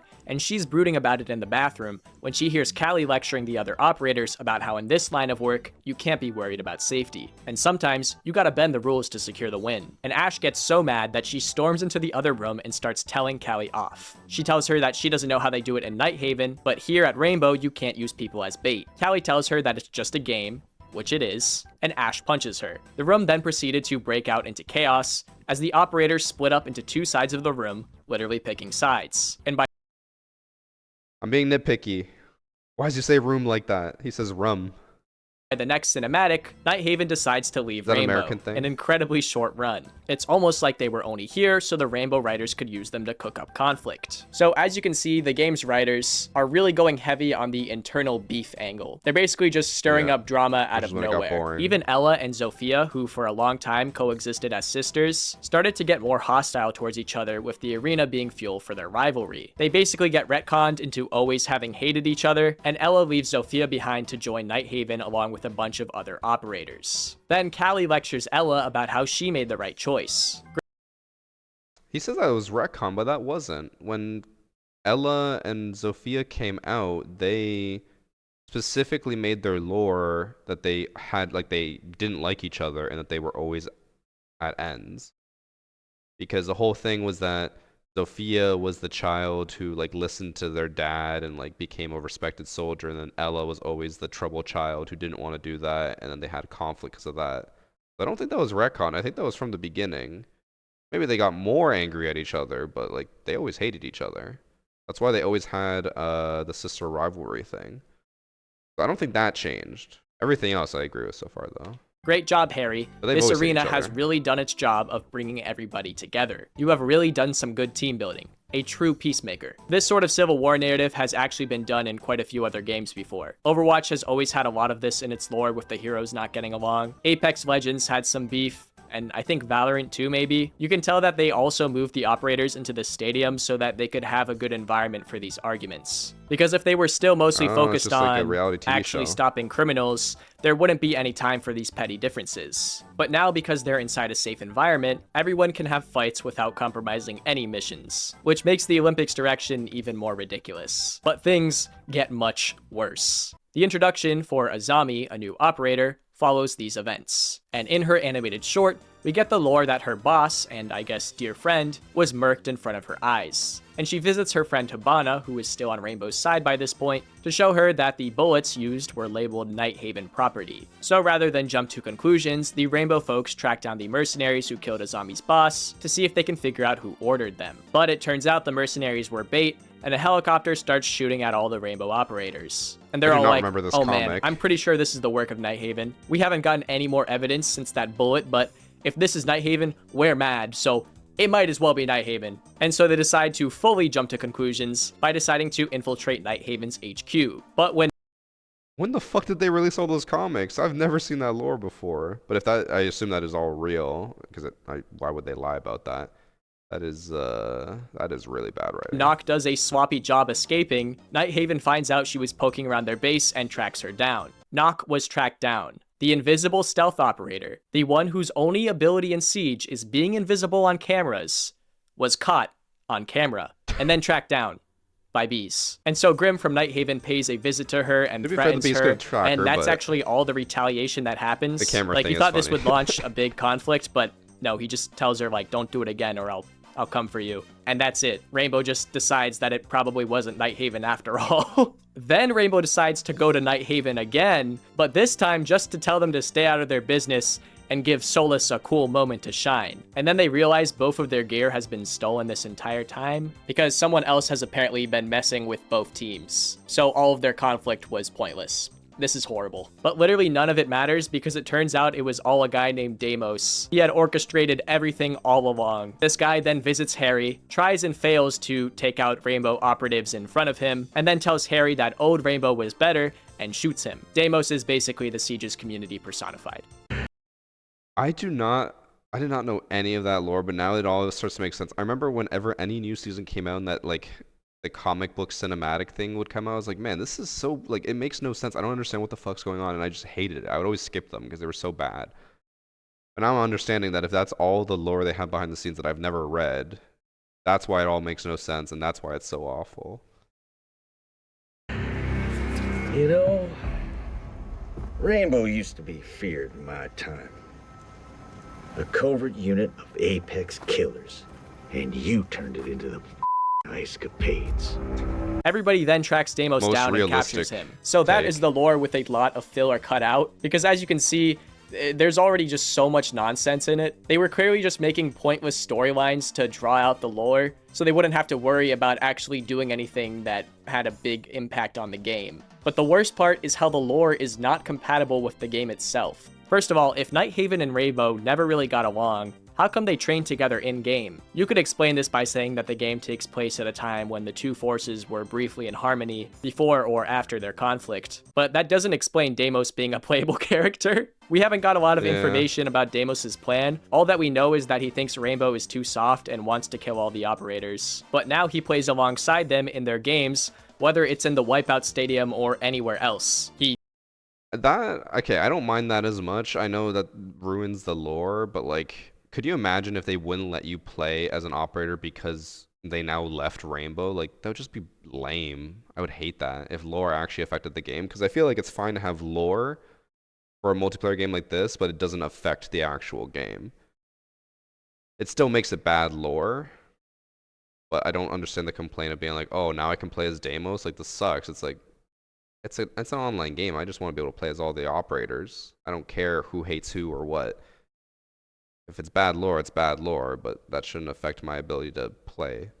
He trains with his worst enemies. In his introduction video, the devs were like, yes, Deimos hates Rainbow, but he's not really a part of the team, guys. He's just agreeing to practice with them forever. Mocks Rainbow for being basically Airsoft. Becomes part of the Airsoft team. Oh, the irony. As you can see, the developers' decision to change Siege's narrative led to more problems than it solved. The lore was poorly strategized, as it led to the developers having trouble explaining why it doesn't line up with gameplay, and the pacing itself was also super disjointed, I don't think they said and it feels like it took years for anything to happen. The stadium basically acted as an environment for these silly stories to play out, and then couldn't be scaled anymore and was scrapped. Had Rainbow continued in its original direction, not only would it have been more coherent, but the stakes would be higher and fans would be more engaged. There are plenty of directions you could go with real-world antagonists that would have actually lifted gameplay up too. A new group of scarers that target tech could make levels where you can't use anything electric, and more levels like Article 5 would challenge players in new and interesting ways. The writers could also have those same dramatic emotions they wanted to stir up with Nighthaven, but in a much more engaging way to audiences. Just make it so Ash is brooding because the new opposition is causing her to doubt Rainbow's capabilities. Something like that would not only be more interesting, but it would also tie in with the game, raising the stakes around the organization instead of making it a recreational Nerf club. Lore and story are a critical part of a community's engagement with a game, and fans had been begging to return to Siege's more serious narrative ever since it was abandoned.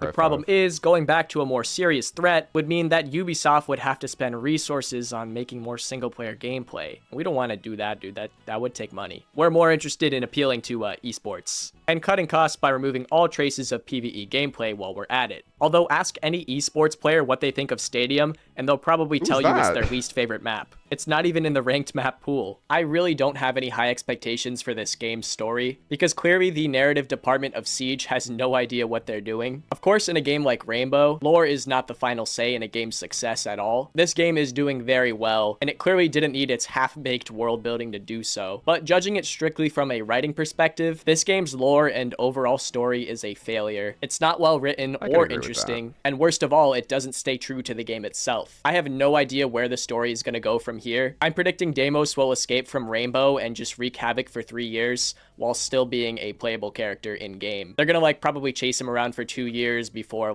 making him take over Nighthaven or something. If you like this video, make sure to plant the diffuser on the like button or team kill it. I don't care, just interact with it. Thanks for watching. I'm Lufa. Lufa, that's how you pronounce his name. So I will say for the most part I agree with most of what he said. Like, the lore is awful. I don't agree with the whole especially what he said about Deimos, that oh, he hates them, but now he's playing alongside them. Like, who the fuck cares? I just want to play as Deimos. I don't care if he hates them. I don't care if they're literally killing each other. Because we've seen in some cinematics where it looks like some operators die. Imagine if an operator dies in a cinematic and then you can just never play them again. They're just gone from the game. That would be boring. That's also why, I don't know how many of you guys know this, Operation Chimera, where we had Finka and Lion come out, originally Finka and Lion were supposed to only be operators for Outbreak. And then once Outbreak was gone, Finka and Lion would be gone from the game. They were not multiplayer, PvP operators. They were meant only for that event. And then, I think it was just a few months before, they were like, we might as well release them, we have them. This is a waste to just get rid of them. So they kept them in the game, which is why Finka and Lion were both ridiculously broken at launch. They were way too strong, because they were meant for PvE. So imagine if they had released those operators and then removed them after the event was over. That would have just been lame. So I'll go full screen for the rest of it. Yeah, so I don't think having lore direct how the gameplay works is a good idea. I do agree that the lore is just messy, though. I didn't know about all those comics and all the terrible writing they did. The fact that it was just it was Nighthaven. Maybe it wasn't Nighthaven. No, it was Nighthaven, and then they just warn each other instead of doing anything about it. All fucking stupid. And then, what else? What else did he say throughout the video? I do think that if they had kept with the white masks, it probably would have been way better. I think having just one group of people that you can fight against and keeping them in the game would have been great. But I know there's so many issues with Siege's code. I don't think a lot of this is on the writer department. I do think a little bit is on the dev department because of limitations in the game. I can say that certain parts of the game had to be removed because of limitations with technology and new stuff coming in, and that they would interact and break each other, so they had to remove old stuff. It doesn't have to do with the writing. A lot of people think the writers just chose, hey, we want to remove the white mask, so they removed it. No, that was not the writer's choice. That was a dev choice. Usually having to do with different modes being introduced and stuff. So I think the writers are probably doing what they can to keep it try to keep it consistent because of what the devs keep changing. But I think it's both. The writers aren't doing a good job, but the devs also have to change things, which then the writers now have to retcon or change or whatever. So it's just a big mess. I think that's a thing across like all game studios though. I heard that with League of Legends as well, that when Arcane came out, they just changed a lot of League of Legends lore and people were pissed about it. But it's like you can't just keep everything the same, and also things have to evolve. That's also why when he said like it's not the same Rainbow Six it used to be, I don't really see the problem with that. If you want the old Rainbow Six, they're still the old games. You can go play them. It doesn't, not everything has to stay the same. Things can evolve and change over time. Saying like, oh, it wasn't like this before is just, I don't know. I don't like that argument for anything. That's just the same way of being like, oh, that's what it was like back in my day, so it should stay the same. Like, no, just things can change. Things can evolve. I always just assume that the matches played were training and the lore happened separately. So the actual lore, he kind of explained in the video, but I think he was like slightly off on it. The actual lore is that the multiplayer side of it is supposed to be them in a VR system training against each other so that they can prepare for the real life threats. And he mentioned that it's all just like a training exercise. But the thing is, it's supposed to be a VR system. They're supposed to be wearing like masks and stuff and like playing against each other. And that's what PvP is. Like that's what it's supposed to be. And that's why stuff like Deimos being in it doesn't really matter, because it's like they could just program Deimos in. And then that way they can learn how to play against or like fight against him since they're going up against him. So that makes sense in the lore. So Kitty is fake, it is. Yeah, I don't know. I can't say I disagree with much in the video. It is, the lore is bad. That's why I've never cared about it. Other people care a lot about it though. Like I remember when we were at SI and Harry got shot in the cinematic, like people gasped. Cross was like in dismay. He's like, Harry? I'm like, who the fuck? I was like, Harry is like the worst character in the entire thing. Fuck him. Who cares? But I've always been an anti-lore person. I just don't care about lore. It's a PvP game. Why the fuck would I care? Overall, good video though. Very well put together. Definitely like skipped over a few things, but he even said that at the end. He's like, I jumped between different things because there's so much just useless stuff in there, but still overall very well done and put together. I just don't understand why in year 10 people still want Siege to have a lore. Just get rid of it. Who cares? Why do we need lore? Play the game. 95% of the community doesn't even care about lore.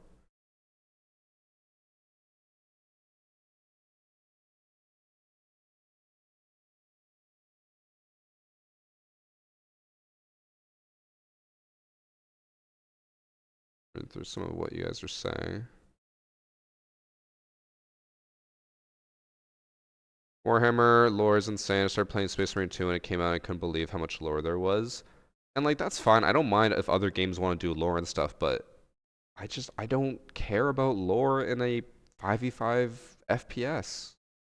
Like, why do we need it? It doesn't matter. It doesn't affect anything. Which is why I'm also like, why do people care then? Why do people care if Ubisoft adds or takes away lore or does whatever?